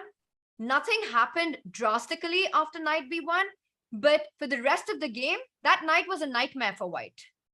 Yeah, the knight was a nightmare. However, here Magnus made a very strange choice. I mean, which finally worked out to perfection in the game. Still, I'm very critical about this move. I don't think that this was a good move, objectively speaking. This d5, e5, knight h5, a very original idea. So we have to give Magnus credit for this, that it was original. First of all, maybe putting the queen on f2 instead of e1 made some sense, because we have seen also later in the game the queen on f2 would have been preferable. But okay, let's not get lost in too little details. Queen e1 was played, bishop takes, rook takes, knight g7. I think the strategical mistake, the losing move of the game was the move bishop h6. This move is just unexplainable to me. I don't understand this move at all. I mean, I understand, yeah, for example, Tadeusz mentions that according to computer h5 is a good move. We were discussing this idea, no, of sacrificing the pawn, and after knight h5, you go g4, and it felt like there should be something here for white, because you just come out with your pieces faster, knight d2 coming in, h file open, and maybe this was the way to go for white. Yeah, I mean, this is like a real chess game. Yeah, this is how, I mean, looking back, Arjun will be so angry and so upset with himself that, okay, this is his style. Yeah, he likes to go for initiative. Why on earth do you lose tempi to trade the dark square bishops? I mean, that bishop is a horrible piece. It's not developed. The bishop on e3 actually gives a lot of stability for white, because when finally black will anyway need to break this construction with c5, then the bishop will come alive. And yeah, after bishop h6, it was, yeah, let's just quickly see that what a big turnaround happened. Yeah, bishop h6, knight e6. Magnus has no bad pieces anymore. Bishop f8, rook f8. One could even argue that the rook on f8 is wonderful, because h5, after h5, you don't have to lose a tempo at all. Rook f8, and then also this rook h2 and h5. I mean, at this moment, I feel that Arjun has completely lost the grip of the position. Yeah, rook h2 felt like giving too much time. We were looking at different options, either going for g3 or your move queen f2, which I really like, which would have at least helped with the rook on h3 to come into defense on the third rank. f4, g4, f5 could be faster follow-ups, creating counterplay. It just felt like Arjun never found the rhythm. Peter, but at what moment do you think Magnus really had the game in his hands? Well, basically, I think that after rook h2, queen c7, h5, c5, this is practically a lost position for white. One could argue, I mean, one could argue that with very precise computer play, maybe white can still fight and the situation is not so drastic, but this is a human game, yeah, with emotions, and simply as a white player, you feel like you get completely outplayed, yeah, and you sympathize with your opponent's position. You are stuck with this knight on b1. It had no way of getting in the game. We discussed that with thanks to this terrible king on c1, knight b1, there were all these mating ideas later on, just to highlight this once again, because that was a very critical moment. Yeah, knight d4, queen f2, and then b3. I mean, if you can get checkmated like this, like ab, knight b3, it shows that your position is in a lot of trouble. And we know that a4 was a big mistake. It was basically the losing move. According to computer, knight c3 was kind of messy. But I believe at this point already Arjun was broken. I mean, he did not really believe that. And probably he just missed also the move knight c3. It's not an easy move. I mean, if we just put that position with b3 on the board, you get this after what, 17 moves played. no coordination, all your pieces, not a single piece beyond the third rank. Meanwhile, Black's pawn has come down to b3. Your king is boxed up. Black's got a knight to d4. The queen and the rook lined up on the c file. While you've created no play, it can be an absolute disaster to deal with in your mind as well.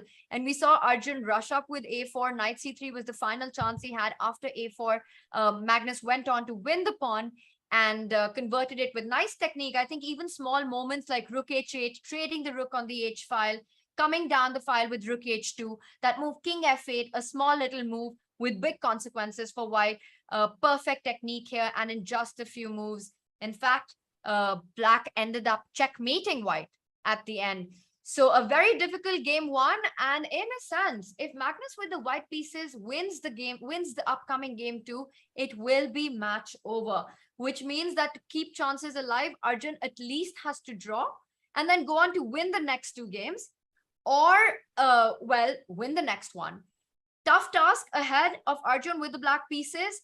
It's going to be tough to bet against Magnus currently, given his form. We've got a couple of minutes chat before game two, and we're going to go on a break, but I highly advise that you guys use this time to go on Chessable, sign up for free for the premium membership, where you get access to Magnus's course. If you've been impressed by his play, you get the chance to learn from him, grind like Magnus does. There's also a course for free by Vladimir Kramnik on opening strategy. So some really cool stuff there. All you got to do is sign up. And I think this is on for just a couple more days. So do that, and we'll be back with the chess action.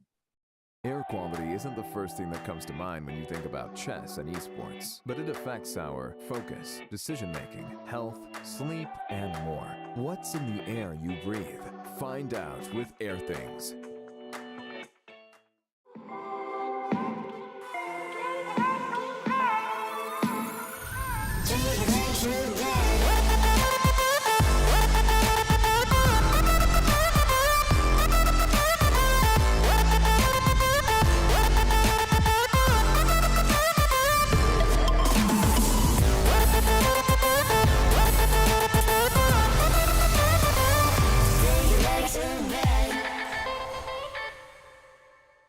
How many times have you been stuck in a rut where you're just not improving? Why can't I improve? I'm 1600, 1800, even 2000. I can't get to the next level. What am I doing wrong? This course is aimed at taking you to the next level.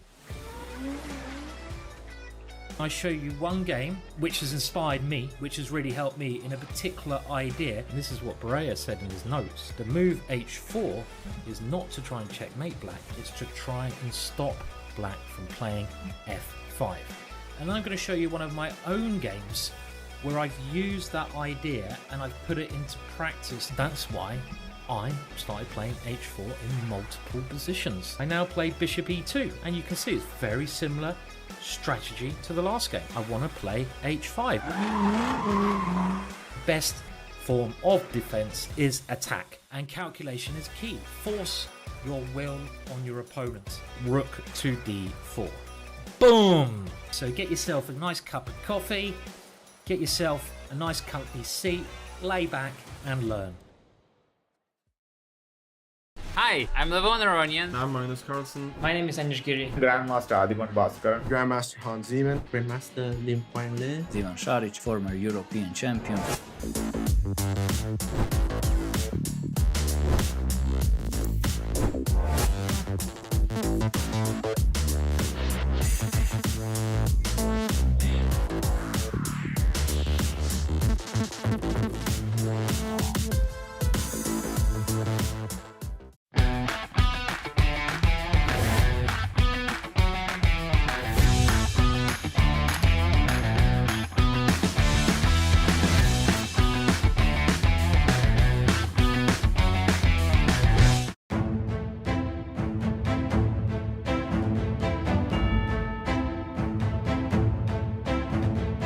Gains that confidence, plays a few good events, stops looking inwards into his own insecurities. I like the no expectation part, so that's something that has gotten better because sure, it's not my full-time job. It's definitely good for chess in India, and now there is Olympiad also, so there'll be more people following and taking up chess as professional sport. Yeah.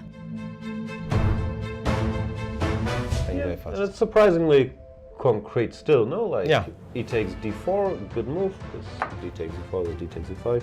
This line was essential and forced, but also not rocket science to map out.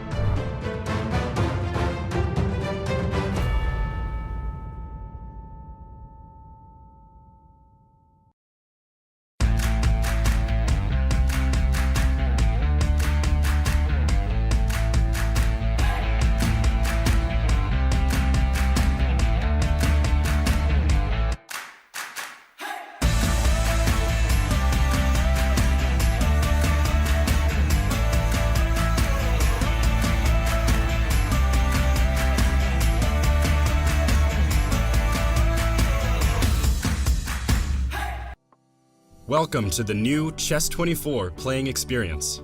Play in light mode or dark mode. Choose from a range of time controls or create a custom game. And get paired with players from around the world, fast. Enjoy a polished playing experience while making moves on a fresh, responsive board to claim your victories. Train and improve with over 80,000 puzzles. And that's not all. Download now and discover what more you can enjoy in our brand new app.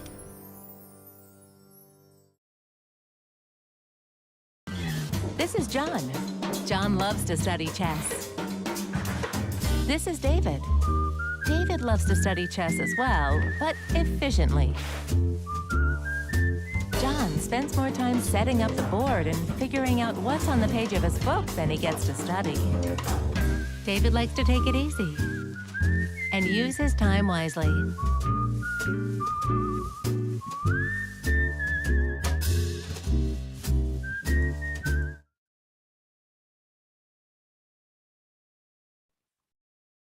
Welcome back, chat. Welcome back, everyone joining us on Twitch, on YouTube, and on Chess24. A very big game 2 coming up in the finals between Magnus and Arjun. Peter, the tournament could potentially come to an end with this round. If Magnus wins, it's over. He wins the whole thing. Exactly. I mean, it's kind of shocking that I did not expect this to happen. I mean, Arjun played a very good preliminaries. Yeah, they were in fight with Magnus for the first spot. Yeah, it was only that first game that Arjun lost to Magnus, and after that he won, I don't know, 6-7 games, dominating the preliminaries with Magnus together, and then reaching the finals. After we have seen he had 2 tough matches against Christopher Yu and Liam, but he did reach the final with 2 blitz playoffs. But at this moment, I somehow feel that he lost his confidence. Yeah, he just we talked about this, that basically the score before today's match was before set 2, 3.5 in Magnus's favor, and after winning this game, it's already 4.5. I mean, how do you get confidence? How do you deal with this situation? And Magnus decides to go for c4, so no more of the Reti knight f3, g3 stuff so far. So a different opening, and absolutely agree with that, that the way set 1 had gone for Arjun, it's super hard to come out of it. It's already difficult to play against Magnus no matter what, but especially in this tournament, he's in absolute beast mode. We do have a poll running in chat, and let's take a look at what our audience feels. What are the chances of this one wrapping up into the entire finals? Will Magnus take the match in this game? 82% of our chat feels, Peter, it's going to be over for Arjun. And of course, it's understandable where that sentiment comes from. Arjun has had a phenomenal event so far, but the way Magnus Carlsen is playing, just tough to imagine, well, Arjun making a comeback in this. He needs a miracle to happen. And in that search for a miracle, he chooses the King's Indian defense. Peter, when you're looking for a fight, King's Indian defense is a good place to turn to. Yeah, definitely. And I think he also has quite some confidence in it. We see that Magnus taking his time, making up his mind which line he should be choosing. I mean, one thing we have to mention, that now that it did happen from this move, or the white has already committed to the e4 move, yeah, because otherwise Magnus goes for the Zamish. This is my favorite line against the King's Indian. Wow, okay. Then you have to tell us all the secrets. No, Peter, I'm still going to let you take over with it. But bishop g5, I generally like the move knight e2 instead of bishop g5 because it keeps this flexibility of whether you want to develop that bishop to e3 or to g5. Very often when black has committed the move h5, which he does in the Samish, then bishop g5 comes with that much more power because you don't have h6 plus you stop h4. Bishop g5 directly, it means that he wants to go queen d2 next, potentially long castle at some point. And now Arjun needs to decide. If he has to play h6, he needs to play it right now. Because after queen d2, that will not be a possibility. I mean, I'm not a big Zemish expert, but I do remember something that people are playing. If h6 or c5 probably doesn't really matter, but something like d5, e6, queen d2, ed5, cd5, and then h6 here. Yeah, I think h6 here also can be played because bishop takes h6, knight takes e4 is some kind of a tactical trick which is supposed to work, and black equalizes. The point being that after knight takes e4, you have queen h4 check. That's the only thing I know about this whole bishop g5. Peter, after h6, he's definitely not going to take that pawn once e6 and the center has been opened up. By the way, we might be seeing this. c5, d5, e6, queen d2, you trade. And if you go h6, you simply step back with the bishop to e3 and go long castle. h6 becomes a hook forever, a weakness forever. You've provoked this move and it just becomes easier for white after long castle to develop an attack against it. Arjun actually included h6 right away. But h6 similar, we're going to bishop see something very similar now. Yeah, if white plays the move queen d2, then it's similar. And Magnus goes for it. And on the other hand, black will take, if he goes a6 trying to get b5, that's also a good inclusion. Arjun will perhaps play a6 here because it provokes the move a4. And once a4 is played, then going long castle always can have a bit of a drawback. Your king might be stuck in the center. Exactly, but he goes knight b7, and this is another one that I don't know much, but I know some basics. That if you put the knight too early to d7, then it does let white to play knight hc, and then the knight develops to f2. And this is so much more convenient than all this knight e2, knight g3s, when black usually goes h5, h4, and then you are very happy if eventually you reach the f2 square after all those adventures.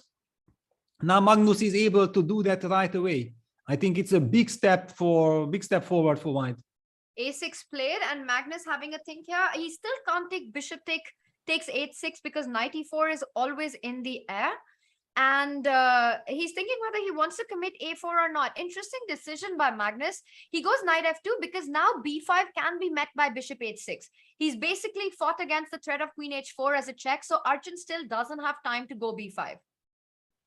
Yeah, exactly. Now b5 we can finally take because thanks to knight on f2, we got rid of this queen h4 check possibility. So knight takes e4 is not an option anymore. And yeah, black goes for the move h5, but now white plays a4. I mean, I believe you would be super happy to get this kind of Zemish, no, with white.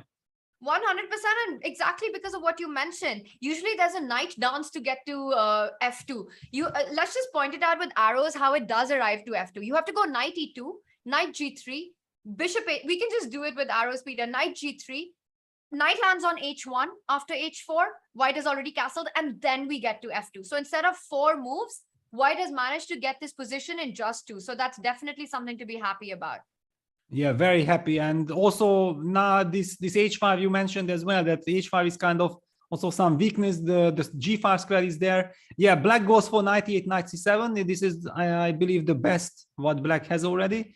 So rook b8, bishop e2, knight e8, castles, knight c7, trying to get b5 in. Now, do you play a5 or do you let b5 happen? What is your kind of instinct here? I have never liked the move a5 in such positions because I always feel that black anyways goes b5. After a5, b5, a takes b6, rook b6, and then you get this counter against the b2 pawn. You've got this a6 weakness, but black has this very strong target on b2. So personally, I haven't been a fan of the move a5. Peter, very often in the Samish, when you do have a threat of b5, there is this interesting idea that you move the rook from a1. Let's say you can play it to rook b1. And after b5, a nice way to counter it is to trade and to go b4. ab5, ab5, b4. And this sort of puts a lot of pressure on black's pawns. If you go c4, Then b5 is always a target. d4 becomes a big weakness. Bishop d4 can jump in. You can also reroute your rook, go back rook a1, jump onto rook a5. So it's a nice way to fight against black's idea of b5 to prepare a b4 in response. Yes, exactly. This is also something similar in the Spanish, in the Ruy Lopez, some kind of positions when black goes in Zaitsev for this e takes d4, c takes d4 structures. Also, I always loved whenever I had this rook b1 and then b5 met by b4 and say, thank you very much. I mean, who achieved what? Yeah, it's always very nice strategically speaking when you can sidestep. You very nicely explained that a5, b5 is counterplay. Okay, Magnus even includes the move bishop g5. It's also kind of very, bishop g5, very clever. Kicking the queen away, and after queen 8, white can still do the same ideas. Or will he just go for a trade with bishop h6 and try to mate black? Big question. Well, he's got some pleasant choices. And also, you never want to play f6 in the Samish. Not only do you block your own bishop, but then white will be super happy to go bishop h6, get rid of the bishop. You've created more weakness. Peter, either bishop f6 is an option for black here, or to move the queen to e8. Again, tough choice, because once you place the queen on e8, imagine white gets the rook to e1, and very often f4, e5 ideas come in, and that queen feels super uncomfortable. Arjun cannot be happy with the outcome of the Samish right now. Yeah, I mean, this that he let knight h3, knight f2 happen, it just indicates to me that he wasn't really familiar with this position. So probably King Sinden isn't his main weapon. And Magnus is just so happy. Yeah? He has everything under control. He does know this knight e2, knight gc, knight h1, knight f2 ideas very well. It usually comes from the Grunfeld, yeah, when white plays just very quickly because black is taking his time. That often these kind of Zamish positions are happening from the anti-Grunfeld f3 lines, when suddenly black goes for the c5, d5 stuff, and then we are having some debate here. Yeah? There are all these knight e2, knight e6 ideas. There is knight e2, knight c3, and then later knight g3, knight h1, knight f2, as we explained. But here in this game, Magnus just got everything. Yeah, this knight bd7 was a very unfortunate move, because after knight h3, it's basically everybody's file just ends after knight gc, saying that okay, you are just better, and okay, you play it. Yeah, queen e8 played. Magnus goes for bishop h6, insisting on trading. And okay, we can, I believe that Magnus has not given up on the idea that you mentioned. I mean, for example, takes b4. Now that b4. Exactly. Yeah. Now that we traded down the dark square bishop, this is also a typical idea. It's a very typical idea. And here, after cb4, you can immediately pick up the pawn. But even if you're not picking up the pawn, a nice move, knight a2, Peter, here. Because the knight then lands onto c6. Yeah, let's say b3, knight b4. You're eventually going to win the b3 pawn. You don't even need to rush with it. Queen c3 is, of course, there, c7 knight. But just as a plan, white has this. So bishop h6 also fights against b5. The one thing that black can do in these kind of positions is to trade the bishop. Let's say you go bishop h6, provoke white's queen to h6, and then jump to e5. Now, knight e5, there's f4. So I'm wondering if white can, yeah, knight e5, f4, I like. You don't have an option. I'm not a fan of this for black, but maybe instead of knight e5, you can try to go for counterplay with queen e5, queen d4. If you get your queen to d4, there can often be some tricky stuff, you know, queen b2 can come, queen b4 can come and target the b2 pawn, b5 ideas are there, and maybe this could be the path that black chooses here. Yeah, maybe also by elimination. Yeah, there are not too many interesting ideas. Another one maybe is that just takes and then to go b5. Yeah, that's also one possibility. But then won't white anyways go b4? This is what we've been talking about, and let's take a look. So a b5. You take and then b4. Yes, but okay, at least I somehow lured the queen to h6. True, and you have queen e5 whenever you want it. By the way, he might be going for something. Big question, will he go for b5? Or maybe in this position, go queen e5 and hit that knight on c3. It's important to, as you mentioned, lure white's queen to h6. It might look a little scary to some of us, but it still doesn't have, well, a piece defending it. Also, Peter, once the queen is on h6, But black needs to keep this in mind that white can maybe somewhere jump knight h3, knight g5. It's not dangerous, but just always have that at the back of the mind. Yeah, well, if the knight lands on g5, it might be very dangerous. Very nice spot. Yeah, this knight h3, knight g5 should be kept under control. Peter, let's just show it. Like, for example, b5. There's, of course, the line with b4 we discussed. But let's say you go knight h3, and you play something like b4 here. Suddenly, knight g5, knight f6, and then e5. I don't know if it's working in this particular, but this looks so dangerous. Now you take on e5, and the other knight lands on e4. Well, you've got knight d5 in this particular position. It still continues maybe after knight c d5, bishop c4. Who knows what's happening? By the way, we might be seeing something. ab5. Will he go for knight h3 or will he go for b4 here? Yeah, we see that the evaluation bar is jumping. Well, there is even the possibility of including rook a7. Yeah, that's also one extra option, just because the knight on c7 is vulnerable now that the black queen is on e8. So 3 very tempting options here. I feel I would be very tempted to go b4 because it's just such a strategic idea. But knight h3, knight g5 with all these immediate mating threats. And we see the eval bar seems to say that there's something direct. Your move rook a7. Also just put that in. Ask a question. Where's your knight going? The only thing after rook a7 I'm wondering is if black has the time to go b4 and sacrifice the pawn.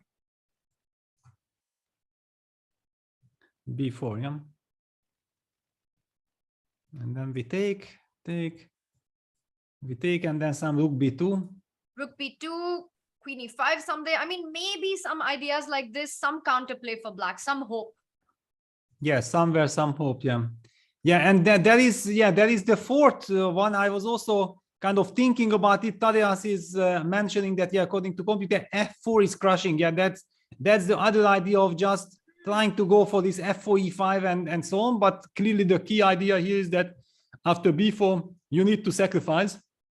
Oh, wow. Sacrifice so e5, b takes c3, and then knight e4 is apparently just winning for white with the same idea. That is crazy, Peter. Oh, he's gone for your move. He plays rook a7. So, and we see the eval bar came down a bit. And as Tad mentioned, f4 was probably the strongest choice. But rook a7 still a very strong move here by Magnus, keeping, well, majority of the advantage. Peter, I'm expecting Arjun to use this moment and go b4. He can't waste time defending that knight. Yeah, he needs to play b4. Yeah, it's good or bad, yeah, because you are pawn down for basically not much. However, comparing the position that b4 played, it's absolutely correct. You need to use this momentum, otherwise you will be crushed. And now is Magnus going to, because very often what happens is, if, let's say you go knight d1 here. But it just doesn't feel right, to retreat with the knight. And I was thinking maybe you've got knight b5, maybe you jump in with... It still looks really bad for black. Yeah, also this looks wonderful for white. But I mean, who knows? At least there are some scenarios when we can imagine that black will have some counterplay. We don't know exactly how and when, but at least it gives this feeling. Interesting to see how Magnus will react. Yeah, will he prefer to grab the pawn or to keep his positional trumps with knight d1? 82% of our chat said, Peter, that this game ends in game 2. The position we have, it's fire on board. Anything can happen. White has a big advantage, but very often if you play a certain inaccuracy or you get loose focus for just a moment, black is able to create a lot of counterplay on the queen side with the b4, c4 pawn. So yeah, you're pointing out knight d1, knight d5, bishop c4 would be a big problem here. Yeah, bishop c4 is a move. I don't know exactly how big it is a problem, but yeah, definitely. I mean, you still have knight e7 luckily instead of resigning. Oh, nice, yeah. But so but even this looks very dangerous. I mean, but maybe okay. Magnus thinks like, okay, I'm leading in the match. I can collect the pawn, and I should be better. Do I need to speculate with knight d1? I think he's going to go for rook c7 here and just pick up that pawn on c3. Yeah. And it's on the board, rook c7, bc3, bc3. So Peter, we were looking at some lines for black to create play. Rook b2 looks like a move that would come to all our mind, hitting that bishop on e2. And how is white continuing after rook b2 here? Yeah, On this the is the board. question. You have to rook b2. How do we get control of the position? The bishop is hanging. I do want to use the queen return to c1 with a tempo, so maybe I would prefer to play the move rook e1 and then try to get queen c1. We are pawn up, we just need to regroup, we need to kick this rook away. Another move would be just to come back with the queen to e3. Yeah, Magnus goes rook e1. I really like this, that just this queen c1, kicking that rook, and if black's rook has to retreat all the way back to b8, then I think we are very happy. Very nice. So rook e1, and the good thing about queen c1 is that it's a good answer to queen e5 as well, defending that c3 pawn, not just attacking the rook, but also you defend c3 just in time, and you can always push this queen out with knight d3. Exactly, yeah, this is very harmonious. Okay, black will of course insist with rook b3, putting the pressure on the c3 pawn, but I mean... All right, but then it continues, the line continues. Maybe you just, because you never want to play this move c4. I mean, you sometimes have to play the move c4, but only if it's very necessary, because it loses control of the d4 square. Exactly, yeah, I don't want to move it. I mean, I would much prefer to play knight d1, yeah, because I'm anyway kicking that rook away with bishop c4, and then who knows, maybe I'm going to get the chance to play f4 as well, kicking the queen out from the c5. On the other hand, at least, okay, black is breathing. Yeah, black has some jumps, but obviously white is in total control. And these pawn sacrifices are quite thematic for black in these King's Indian structures, in Benoni structures, where you try to get, you know, some space for your pieces and some play. Of course, black is really missing that dark squared bishop right now on g7.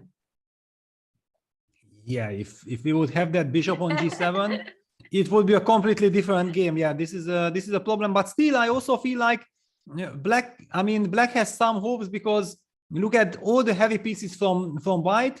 They are also a little bit strangely placed. Yeah, rook on c7, rook on e1, queen h6. There is no harmony between these pieces.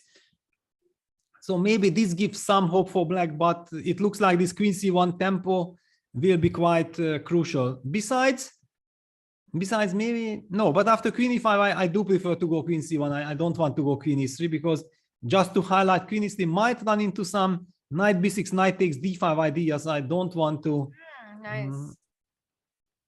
deal with some things like this. Although the advantage, on the other hand, of a move like queen e3 is that you do threaten f4, but it's just not in time. And let's just show that. Queen e5, queen e3. And you can go knight b6 or knight f6. Both moves are nice. I like knight b6 more, as you're pointing out, because you also eye knight a4. And after f4, you might just be in time to take on d5. Well, honestly, I don't know exactly how it works out. Yeah, knight d5, f takes e5, knight takes e3, because you have ed6. Take on d6, and you go knight c2, you move your rook. And okay, after all, the bishop is not hanging, yeah? No, it's not hanging, and d7 is coming in, so you might have to play rook d8 at some point. The line goes on. So rook e1, big moment for Arjun here, making these decisions. Does he go queen e5? Peter, if not queen e5, what alternative could he be looking at? Yeah, good question. I mean, does knight e5 make sense? Let's just take a look. Yeah, where does this lead us? I always feel that after knight e5, white has this move f4.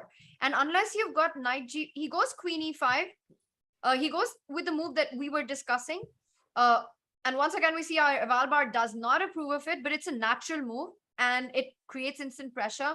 Peter, with knight e5, you always have to think about moves like f4 and whether the trades are working for you or not. Yes, exactly. I mean, queen e5 is so much more natural. But we already analyzed queen e5 and we were not sure exactly is black happy or not. So I wanted to suggest another alternative, but yeah, knight e5 always runs into f4, and Magnus comes back, yeah, with the queen to c1, rook b3 played. We were just calling out this line, Peter. It's exactly what we were looking at. And now it'll be really interesting if Magnus follows it up with knight d1, a retreating move, but making sure the d4 square is still under control. Yeah, it feels to me very natural. Yeah, just to make sure that everything is protected. There is the other move, like going knight d3, and after queen takes c3, just giving up the pawn immediately and then going after the d6 pawn with rook c6. But somehow I felt like I want to have more stability. But this is also certainly an alternative. Interesting. Knight e5 here runs into what? Yeah, I mean, just takes, and this also looks like a very nice position for white. And but look at this, Peter. He's gone for your idea. He's gone for knight d1. Magnus in complete control here. Isn't gambling anything, giving no chances at all. Not going for any line which offers counterplay. Knight d1, supporting c3, and now Peter, the aim is bishop c4 can come in, hitting that rook on b3, and then f4. White can't allow bishop c4 and f4 to come in with tempos. You have to fight this. How are you going to do it? I have no idea. I mean, the position looks so frightening. I mean, white is pawn up and has all the ideas, so probably a move like knight b6, stopping bishop c4 is a start. No, Arjun goes h4. Okay, but h4 does really nothing. So basically bishop c4 and f4 can... he wants to go queen h5, hide his queen on h5, but I don't believe in this. On the board, bishop c4 on the board. And as you mentioned, h4 creates this h5 square, but it looks bad. It just looks bad. Let's take a look at what happens if f4, queen h5. Also, you have the option to start with queen h6, you know, targeting that h4 pawn and still f4 in the air. And I'm just wondering, is that stronger, Peter? Let's just back up. Go queen h6 first. Take away this h5 square. He goes f4. So going for the most direct approach here. Yeah, because direct approach looks good enough. Yeah, besides, even after rook c6, don't really see how this pawn on d6 will be protected in the future. But clearly after queen h5, I want to make sure that h3 is not gonna hit me, so maybe I just bring the knight back to f2, keeping perfect harmony. I'm pawn up, I'm covering h3. Besides, after bishop e2, black's queen will have very difficult question to answer. Probably will have to fall back all the way to h8 to stay as active as possible, but this is already Fischer random queen on h8. I'm not a big believer in it. Not a big believer. Another very thematic ideas in this position that we have with the analysis board is after you get knight f2, you just sack a pawn on e5. You just go e5, don't even think about it. And when black takes d takes e5, your knight jumps onto e4. You're eyeing that big f6 square. Rook d7 is a massive threat. d6 opening up the bishop is a massive bishop on c4. And the position is absolute disaster for black. Arjun has to be super careful to not just lose in a couple of moves. Yeah, he's in a state of shock. Clearly, I mean, he just never managed to put his foot to stabilize himself. Yeah, in this whole match. I mean, here he got out prepared again, but not out prepared, but simply that he didn't know. Magnus said something like this, that Arjun is having a wide repertoire, but he's very young. Yeah, which means that if you have a wide repertoire, you can't be into all the details of all the positions. It's just impossible, physically impossible. Yeah, and clearly there was a moment, and Magnus sensed it very nicely, that he paused before deciding which system to play against the Zemish, and then he played f3, bishop g5, an old classical line. Yeah, which probably a young player did not study carefully enough. I remember it was, I think, Dreyev's weapon. Back in the 90s, playing there some games with Kasparov in Geneva, I think from 96. At least those kind of memories are in my head. And Magnus knows all these things, and Arjun is just too young to know everything. This is a disaster for black. All right, he plays rook e8, and Peter, the first thing my mind goes to is the move e5. I don't know if it's possible or not, but it is so tempting as a Samish player to check this line out. Can we take a look at it? Yeah, let's take a look. So e5, I am guessing I have to take. All right, knight e4 is the first line I want to look at, but I think it's easily refuted after queen f4 because I don't have tactics on f6, do I? Well, you don't, but still, even that position looks promising. Even that position, but there's knight g4, which might even be a little more dangerous here, because there you don't have queen f4, e8 rook is hanging. Where do you go with your queen? Yeah, well, queen d6 would run into some rook takes d7, I'm guessing. Or rook c6 is so strong and just pick up the e5 pawn. Yeah, that's also rook d7, bishop d7, fe also was winning, but rook c6 just wins on the spot. Yeah. so no need for fancy stuff. Yeah, it's I mean, knight g4, I have to play. Let's make a move. Knight g4, probably queen g7. Yeah, Magnus goes E5 for on the e5. board. He's done it, Peter. E5 on the board. Yeah, e5 on the board, and if after d5, knight g4, queen g7. All right, let's take a look. First, I want to take on e5. There's f5, of course, but e5 is what I want to take right now. Yes, okay. Let me take on e5. Can I go knight h6 check? Oof. King f8 looks like the only move. Yeah, but then rook e5. No, I mean, it's just total collapse. Wow. This is just over. Peter, you know, I have to say that this move is in many ways a model game for Samish players, which reflects a lot of ideas if Black doesn't handle the King's Indian and doesn't play the Samish correctly. Because Arjun allowed this knight h3, knight f2, it gave White the ability to kind of get everything in time. Exactly. Absolutely. I mean, that's why knight bd7, knight h3, I say that basically the preparation ends there, yeah, because you know that everything what you have analyzed before in other lines are already not relevant because you have the dream of all dreams, yeah. It does not require any kind of analysis. You just know the ideas that it simply will always work out in White's favor. And after e5, queen d8 is played, trying to kick that rook away from c7, there are so many tempting options.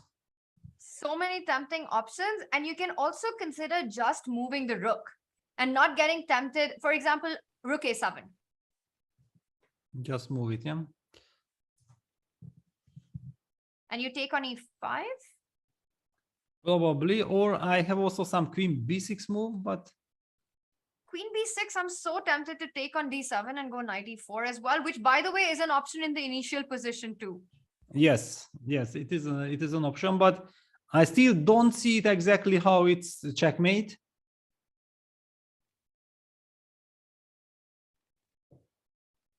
I mean, the first question is, what do you recapture with, right? Like after rook d7, do you take? I take with the bishop. Yeah, and Peter, again, even after you take with the bishop, there's knight e4, but also the move e6 needs to be checked because yeah, but e6 I will play bishop b5. You don't care about e6 as much. Then I ignore. Finally, I developed the bishop. Yeah, I mean. All right, bishop b5 is nice. Yes, this I don't want. Yeah, and yeah, Magnus goes rook c6. Yeah, it's a very clever one because he forces d5 and he also keeps his rook on the 6th rank. Yeah, d5, f5, very nice, just crushing through. Oh. Peter, another thematic idea, by the way. Yeah. Yes, to sacrifice on e5 and break with f5. It's actually, this game demonstrates a lot of these typical Samish ideas, and it looks like 82% of our chat guessed it right. That's the feeling. I mean, okay, it requires some incredible miracle if there is a way back for Black here. Our eval bar indicates that there is no way back home here. Or maybe okay, gf5 we have to already take because otherwise fg comes as well. So all right, let's go queen h6. It might not even threaten anything, but first question, what happens after queen h6? Yeah, maybe there's something stronger and more direct, but this is very attractive. Definitely. Yeah, I would love to set up some defense on the 6th rank. Yeah, gf5, queen h6 on the board. The only problem with rook b6 is that since the pawn on d5 very nicely protects the rook, I'm threatening nothing. Yeah, knight f8, the other defensive move. All right, how do we continue the attack as White here? What are the, I mean, White has got everything that you want. And look at Black's pieces, Peter. Everything on the 8th rank. It's like you're setting up for a Fisher random game right now. For sure, yeah. It's I had to use the chance to highlight this. Yeah, you don't see that very often. But where is the killer blow? Yeah, I'm pretty sure Magnus had already foreseen it. It looks very suspicious, but where is the final blow? You know, this setup that Black has, it reminds me of the game Vasil Ivanchuk against Gary, which Vasil won, where all of Gary's pieces with the king boxed up on h8, no, the king boxed up on g8, the queen on h8, and it was just an believable position. I mean, this is one of those moments where if this is not over, nothing's over. And rook f6, nice move there, eyeing threats of d6, attacking f7, also queen g5 check in the air. Yeah, queen g5 check as well. I mean, black is completely paralyzed. That's the big problem. Yeah, nothing moves. Once d6 comes in and this bishop on c4 breathes fire down this diagonal, I think it's just game over. Yeah, the problem is that black doesn't have a move. Yeah, just nothing moves. Everything is packed. Besides, white can even maybe slowly build up with knight a3, knight g5, another trouble for black. I mean, because this is the only knight which is not the only piece which does not participate yet in the attack. It's also very tempting to activate it. Yeah. I mean, if he goes knight h3, knight g5, it also demonstrates just how much time white has to build this attack, just simply because none of black's pieces are playing. This has been a very tough final. And Peter, I don't see Arjun surviving this game. Yeah, no, it's basically impossible. Also down to 2 minutes. The only hope would be if Magnus would be down to 1 minute. Yeah, that he would have spent so much time in order to get to this position, but he got to this position still having 6.5 minutes. Just so hard to imagine that black can even put up any resistance. I don't really see the resistance. I think a move like knight h7, and perhaps you can already sacrifice with rook f7. Let's take a look at that line because it's a direct line. You take on f7. Sure. You don't even think king f7, queen h7, and you probably just get mated because, and maybe give it, he's gone for rook b7 and then queen h6, and I think it's just game over because d6 is coming next. Yeah, looks horrible. Yeah, so Arjun is trying to defend on the 7th rank. Yeah, preparing knight h7. Yeah, because now the rook is guarding the f7 pawn. All right, I'm very tempted to go d6, Peter. Let's take a look if after d6 there's a way that Arjun can put something on e6. Then bishop e6, yeah, immediately. Yeah. So bishop e6 and there's rook e5, rook b1. That's one way to mess it up. Okay, can I go queen g5 check? Yeah, well, you can do this here also in the previous move. So I can't play knight g6 because then you just take. Yeah, I have to go to h8. Okay, but then how am I? This has to be over, no? 1 second. Okay, but at least now I have a threat for the first time in the game.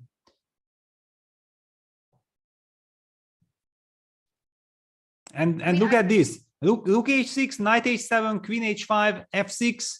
We illustrate the power behind rook b7. Yeah, suddenly rook b7 makes a lot of sense. Yeah, I mean, this is what we know. Yeah, Arjun is, of course, very resilient, very resourceful. He's putting up maximum defense with rook b7, but I really have the feeling that there is some killer punch somewhere. Oh, wow. Some update from Tad that, in fact, there was a killer punch, but this is so computerish. This I don't believe anyone will go for. Let's just show this. d6, bishop e6, queen g5, king h8. And Peter, the winning move here is knight g4. Yes, I saw in the chat, yeah, knight g4, and I was trying to understand, yeah, what on earth is happening? It's really stunning because f takes g4 is met by the very quiet bishop d3, making sure that you control the h7 square, and then it's checkmate with this rook f6, queen g5 construction. But this is super tough. I mean, if this is the only way to win, then we might get an interesting game. No, but this might be the only way to win once you've committed d6. I mean, in this position, there's no need to rush with. By the way, d6 on the board. Yeah, Magnus goes for it. Has Magnus seen this line? Has he found this brilliant idea with knight g4?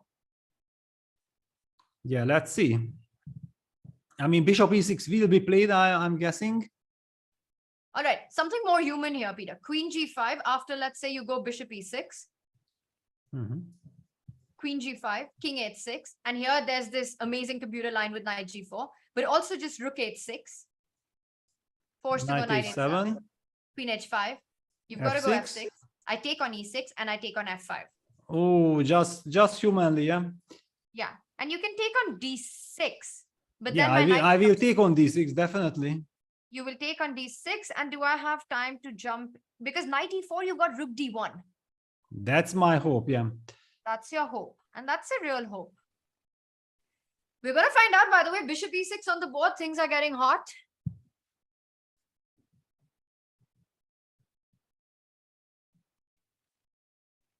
Yeah, Magnus is done now to 4 minutes, but he has already been calculating for like 2 minutes before going prior to d6. Okay, if he plays this queen g5 check and then knight g4, I will be truly impressed, because that would be, of course, a fantastic finale to this great game. It's super hard to find that knight g4 move. Let's just show it to chat one more time, Peter. The absolute winning line here. White has the option to go rook h6 and get a clear advantage, but knight g4 is crushing and wins on the spot. The idea is that after knight h7, also let's show what, yeah, you go queen h4. And then you go bishop d3 like this. You go bishop d3. But then I have e4. Wait a second. e4, bishop e4, bishop f5. That would be a... Start with bishop d3. You after knight g4, fg4, you go bishop d3 first. So okay, queen g5 check on the board. And Yes. this is the moment. He goes rook h6. And Yeah. Peter, this is expected. Yeah, I mean, Magnus goes for the Humano approach, and it looks like good enough. I mean, it's simply plus minus, but it's not a killer blow.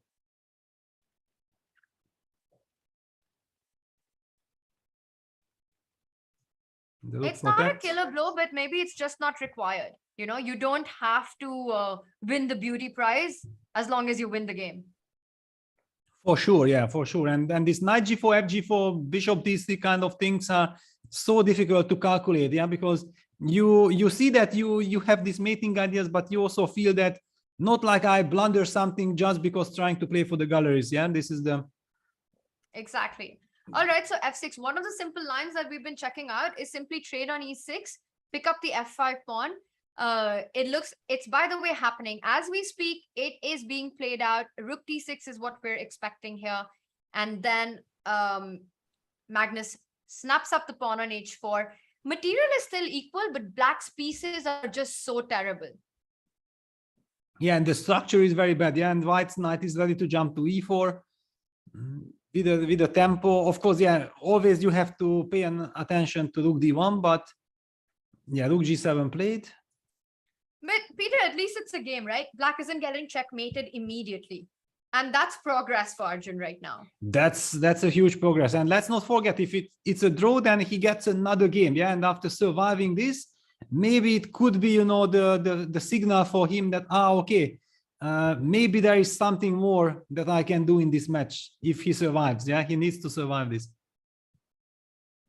If he survives, he gets another game.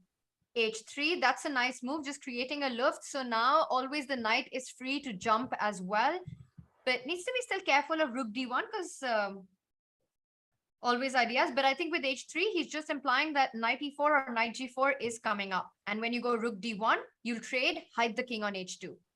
Exactly. And then, okay, everything is under control. The same applies with knight g4, yeah, very much. Which maybe even makes a lot of sense because then even the g2 pawn is covered. And Arjun down to 1 minute 10 seconds. The position is so ugly. Can you play the move queen d7? Is that a possibility?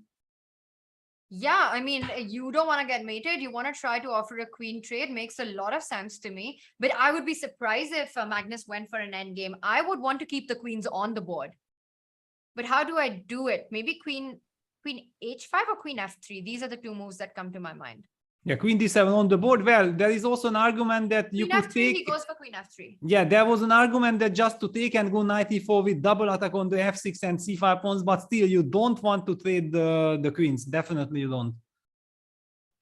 I mean, black's knight is pinned. Just looking at how weak black's king is, and queen a8. Watch out for that check in certain situations, which can suddenly be very dangerous. All white needs to do is get the f2 knight into the game. And there's a knight jump coming on the next move. Yeah, if that knight enters the game, it will be very tough to deal with. Queen f3 also stops all rook d1 stuff. Knight e4, knight g4, two big threats. Yeah, queen d8 back, yeah, trying to cover the f6 pawn. But hang on, knight e4. Rook d3, he Rook wants. d3, even queen takes f6 is possible now. Due to the pin. And we end up in a completely winning rook endgame. Yeah, so queen f. Might be seeing it. Knight e4 played. Although I will still be surprised that after rook d3, he goes for the queen trade instead of maybe something like queen f5, threatening knight f6 next. It's just so tempting to keep the queens on the board. Yes, agreed. Agreed. On the other hand, even after the trade of queens, there is still mating. Aha, okay, f5. f5. Okay, so the rook on h5 is hanging, but so is the rook on d6. What happens after knight d6, queen h4, rook e5? It's also, you can also just take on h7, then take on d6, take on f5 and collect everything. I mean, there are all kinds of winning ideas. Also your solution by taking but maybe then black jumps with knight g, but even that doesn't work because of check. So yeah, no, this is looking very bad. He goes for knight takes d6, queen h4 has to be played, rook e5, rook e8 check ideas, f5 pawn is hanging. Peter, Magnus has been setting many records in this tournament, and one of them might be winning the finals. Well, I don't know, quickest. We've never seen this happen before. Yeah, in just 5 games, yeah? Just 5 games. Yeah, rook e8 check. And the f5 pawn is king h7 is met by queen takes f5 check. So rook g8, yeah, trading the rooks, but okay, this is not. But it had to be played. It's an unhappy choice, but had to be played. Queen e1 is a check now that white might need to watch out for, but I don't think Magnus is going to give black the chance to go queen e1. Yeah, not at all. Yeah, then just queen d5 check and you can go knight takes f5 here as well, because queen e1, king h2, and or you can also include queen e5 check. Yeah, also kind of very tempting. Yeah, just to very nice. Take away queen e1 forever. Exactly, and then knight takes f5 and settling checkmate. Ah, wow, queen h7, queen e8 is also checkmate. It's designable then. Over. Wow. And with this, it looks like Magnus is going to win the finals in just 5 games. Yeah, unbelievable. Yeah, suddenly this final, the grand finale turns out to be a one-man show from Magnus. And knight h3, g takes h3. You have queen g5 check, but I don't think that your checks are going, and that's it. Magnus playing professionally and finishing this off. And it's been such a difficult final for Arjun and a heartbreaking one, Peter. That is it. Arjun Agassi resigns. Arjun finishes runner-up. A big congratulations to Magnus, who wins the Julius Baer Generation Cup. Absolutely, yeah. With a stunning performance, wonderful games, total domination. Domination is the word here, and we see a wave from Magnus there. I think we're probably going to have him for an interview very soon. And Peter, definitely a disappointing performance for Arjun, the way the match went. It felt like he never got his kind of positions. He never got the chance. And the heartbreaking part is that it's so easy to forget how great a tournament he's actually had. You know, he finished second in the preliminaries, went through in the quarterfinals, went through in the semifinals, for the first time qualified to the finals. It's just been an amazing tournament, but a very tough match against Magnus, which sort of clouds it all. Yeah, on the other hand, I think he gains tremendous experience. By the way, also by getting to the final, he qualifies to the next tournament and also to the grand finale, the big major in November as well. So in fact, there he will have another big chance of learning against the very best players with all this experience. I think that will be wonderful for him, and he might be ready in November already.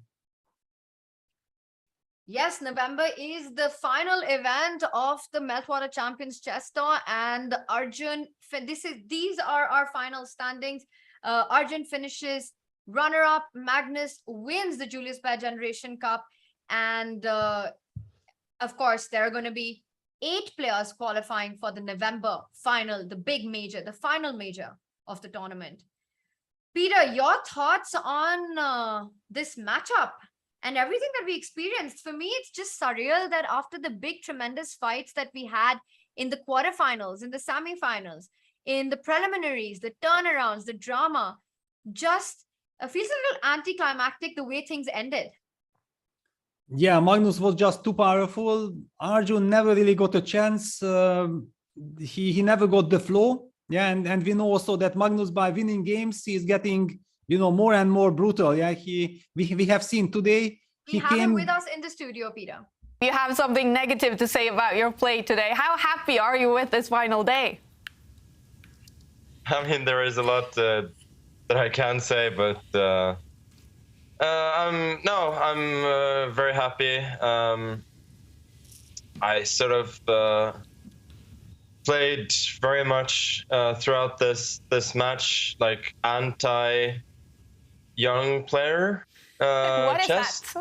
in the sense that sort of tried to play a little bit kind of older, you know, less theoretical lines that have some serious strategic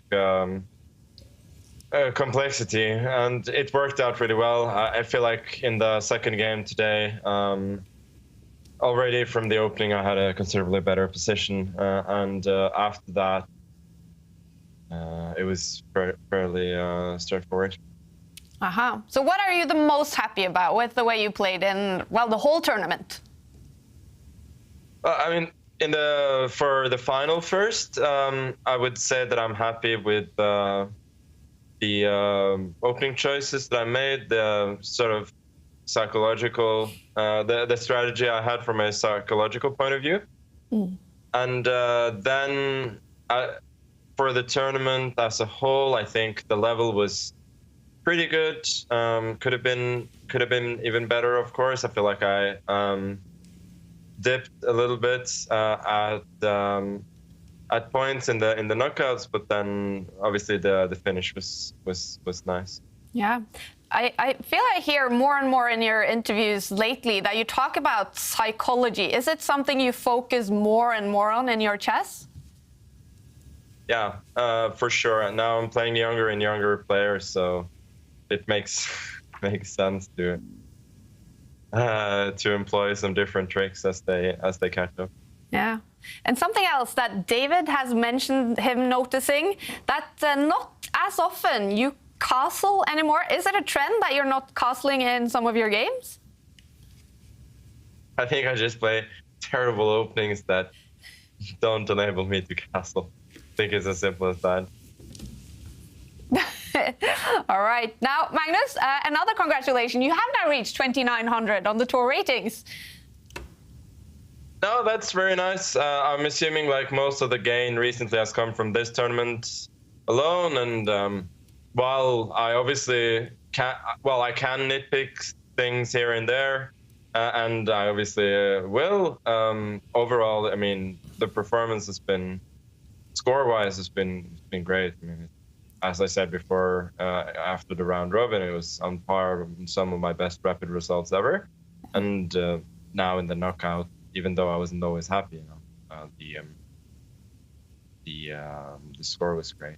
Yeah. But I do feel also today, Arjun can do a lot better than this, and I'm sure he'll learn from playing a wily old fuck like me a few more times.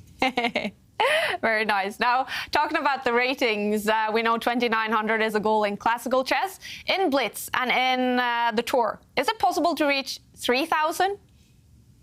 Well, I've already reached 3,000 in Blitz rating, so that's kind of done. On the tour, pretty tough. I think 900 is something I should be pretty happy about.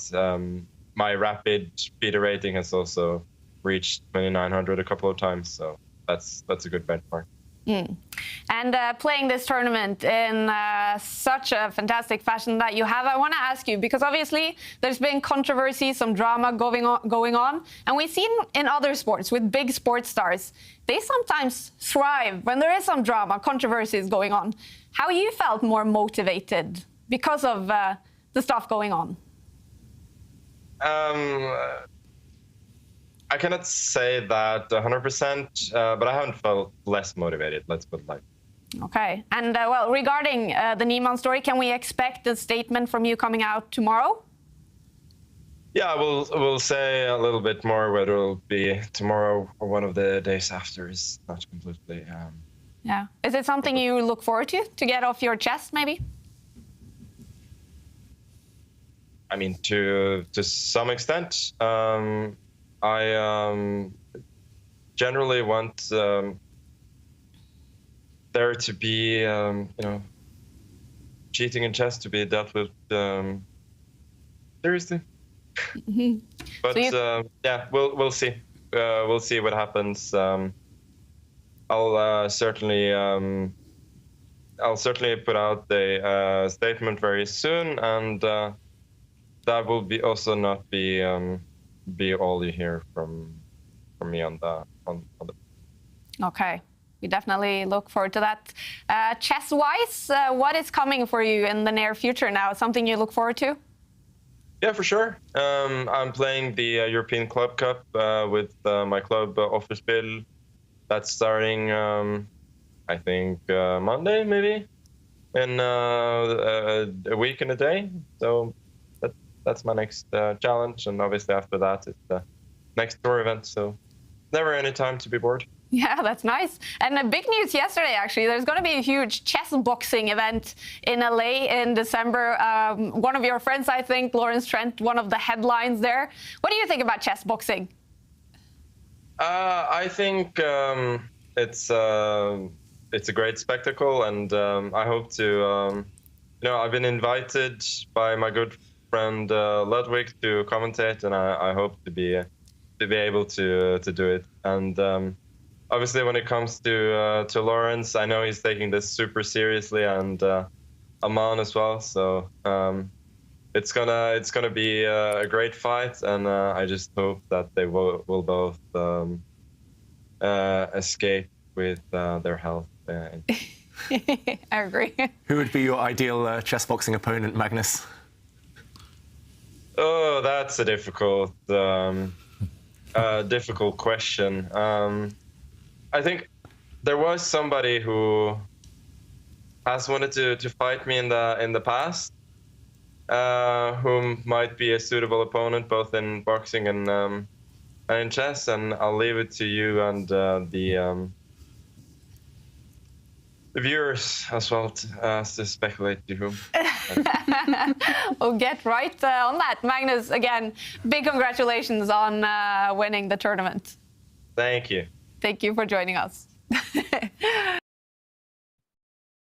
So Magnus, once again, inviting speculations. I'm going to start there because there was so much that happened in that interview. Peter, I know you're not someone who's very fond of speculating, but is there any name that comes to your mind who Magnus would want to take up in chess boxing?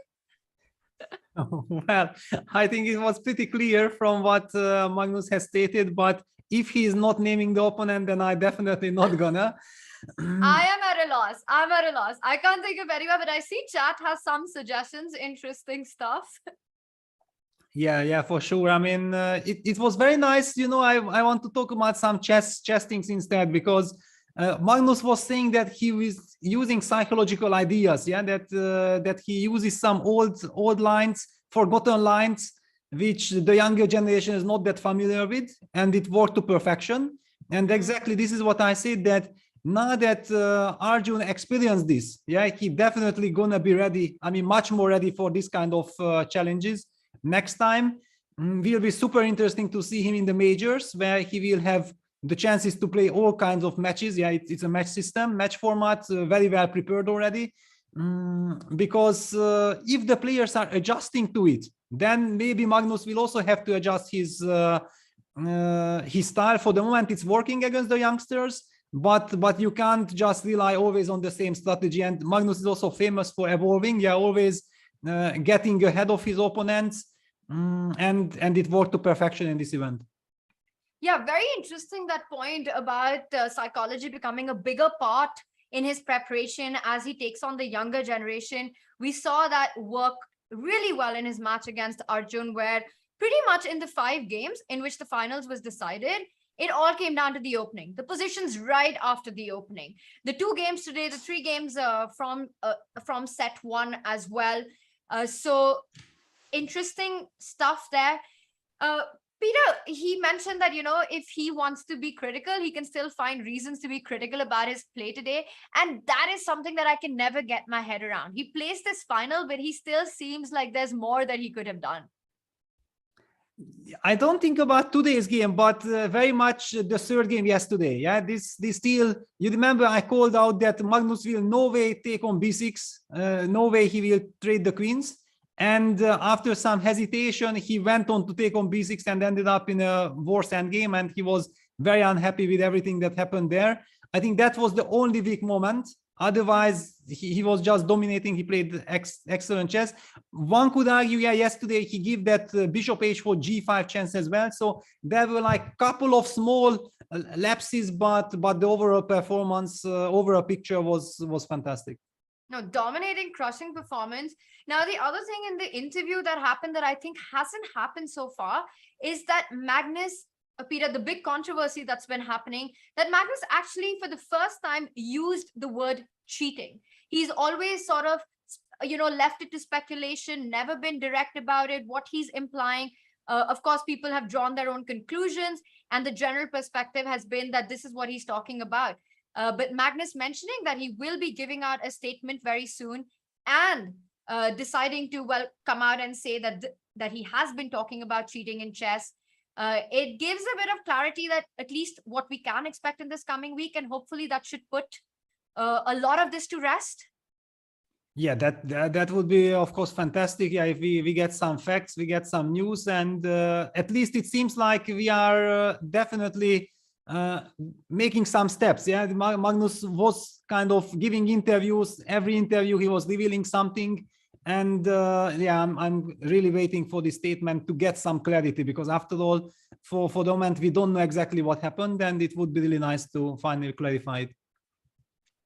All right, well, we all can only wait and hope and see what he comes out with and how it follows up. Once again, of course, as we all know, it's about is there evidence, is there not evidence, what FIDE decides, what goes on with it.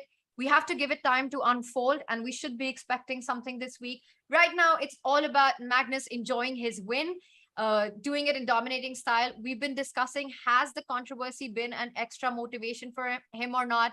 And he mentioned in his interview, he's not less motivated, let's say. I don't think he's giving too much away, because we've definitely seen a very different Magnus in this tournament, a very convincing performance by him. Peter, your final thoughts on the Julius Baer Generation Cup? Yeah, absolutely. I mean, Magnus was very focused.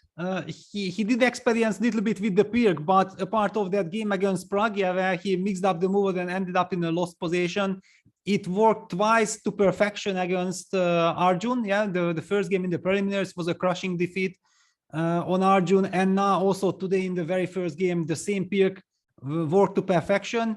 Even against Anish Giri, the Pirk worked nicely. I think Anish just played a very quiet game there, did not really challenge Magnus. So Magnus was also doing some experimenting. Yeah, he loves to experiment, but he was also super professional. And well, in the knockout, he just made sure. I mean, okay, even in the knockout, we have to kind of make a difference, because in the quarterfinals, he had that very scary match against Levon Aronyan, yeah, when he lost the very first game with the white pieces. And there was a golden opportunity there for Levon actually to knock Magnus out. But after surviving that scare and qualifying to the semifinals, then both against Vincent and against Arjun, he went on to win his matches in a very convincing manner. Like he said, his strategy, his opening choices, everything worked to perfection. Indeed, worked to perfection. And Peter, I think it's been a fantastic event. I've got chat open in front of me, and there's a lot of love and appreciation as always for the broadcast, for the players, the event, and everything. And of course, a big thank you to Tad, our producer, without whom this would not be possible. And chat just has one question. Peter, will you be doing commentary for the upcoming chess boxing match between Lawrence Trent and Aman? Well, as I heard, I think Magnus is very much interested, and I would really love to see Magnus commenting on that. If Magnus is interested, then I think we should just leave it like this. I would love a Magnus and you. That would be a dream team for the chess boxing match. You and Magnus commentating on it. Yeah, but I mean, it's kind of a tricky spot. I also believe that Jan wants me to help him for the preparation for the World Championship match. I'm not sure that he would be so happy if he hears that, I even gonna go to LA to comment on some chess boxing stuff. I leave it to Magnus. I will be rooting for my good friend Lawrence, definitely. I mean, I know him quite well, and I know that he's so passionate, and whatever he does, he wants to do with his full heart. I will check out his videos, all the preparation and everything. It's gonna be a great spectacle. It's going to be a lot of fun. And of course, we will be back with the next event of the Champions Chess Tour. It starts in October, and then the tour final tournament will be in November from 14th to 20th November. It will be played on site. More details on that. And of course, October 14th is when the next tournament starts.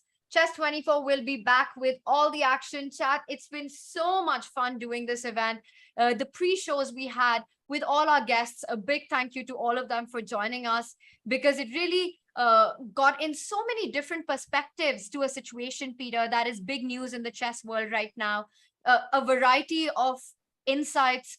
It was very nice having them with us. And it's, as always, been a pleasure calling out the action with you. Thank you so much, chat, for joining us on all different channels. And yeah, keep enjoying, keep playing chess. Remember to be kind, and we'll be back with the next tournament. Yeah, just before leaving, one more thing. I would like to make a special shout out to Ivanchuk. Yeah, it was so nice to see him in the event. Now that he did not manage to qualify, unfortunately, already we kind of forget what kind of joy and pleasure he gave in the first couple of days with his fantastic chess. It was so nice. I'm hoping to see him in the next event as well. I think that all the chess fans loved it and enjoyed it. Would be great to see Vasil back in the tour. I couldn't agree more with you. I think his performance in the preliminaries was just so entertaining to watch. He gave us some of the best games of the event. And the big fight against Magnus, who can forget that? All his games, I think he had a rough last day, which put his chances to qualification in danger. But otherwise, phenomenal having both Boris and Vasil. For Boris also, it was a little difficult, I think, finding his rhythm, adjusting. A big shout out to both these legends and icons to join in for this very generationally inclusive Julius Baer Cup. And it's been a fantastic event, a very unique one of its kind. And Peter, I look forward to being back in the next one. Goodbye, chat. Have fun. Bye-bye. Air quality isn't the first thing that comes to mind when you think about chess and esports, but it affects our focus, decision-making, health, sleep, and more. What's in the air you breathe? Find out with Airthings. Hi, I'm Levon Aronian. I'm Magnus Carlsen. My name is Anish Giri. Grandmaster Adiman Bhaskar. Grandmaster Hans Niemann. Grandmaster Lim Le. Ivan Šarić, former European champion.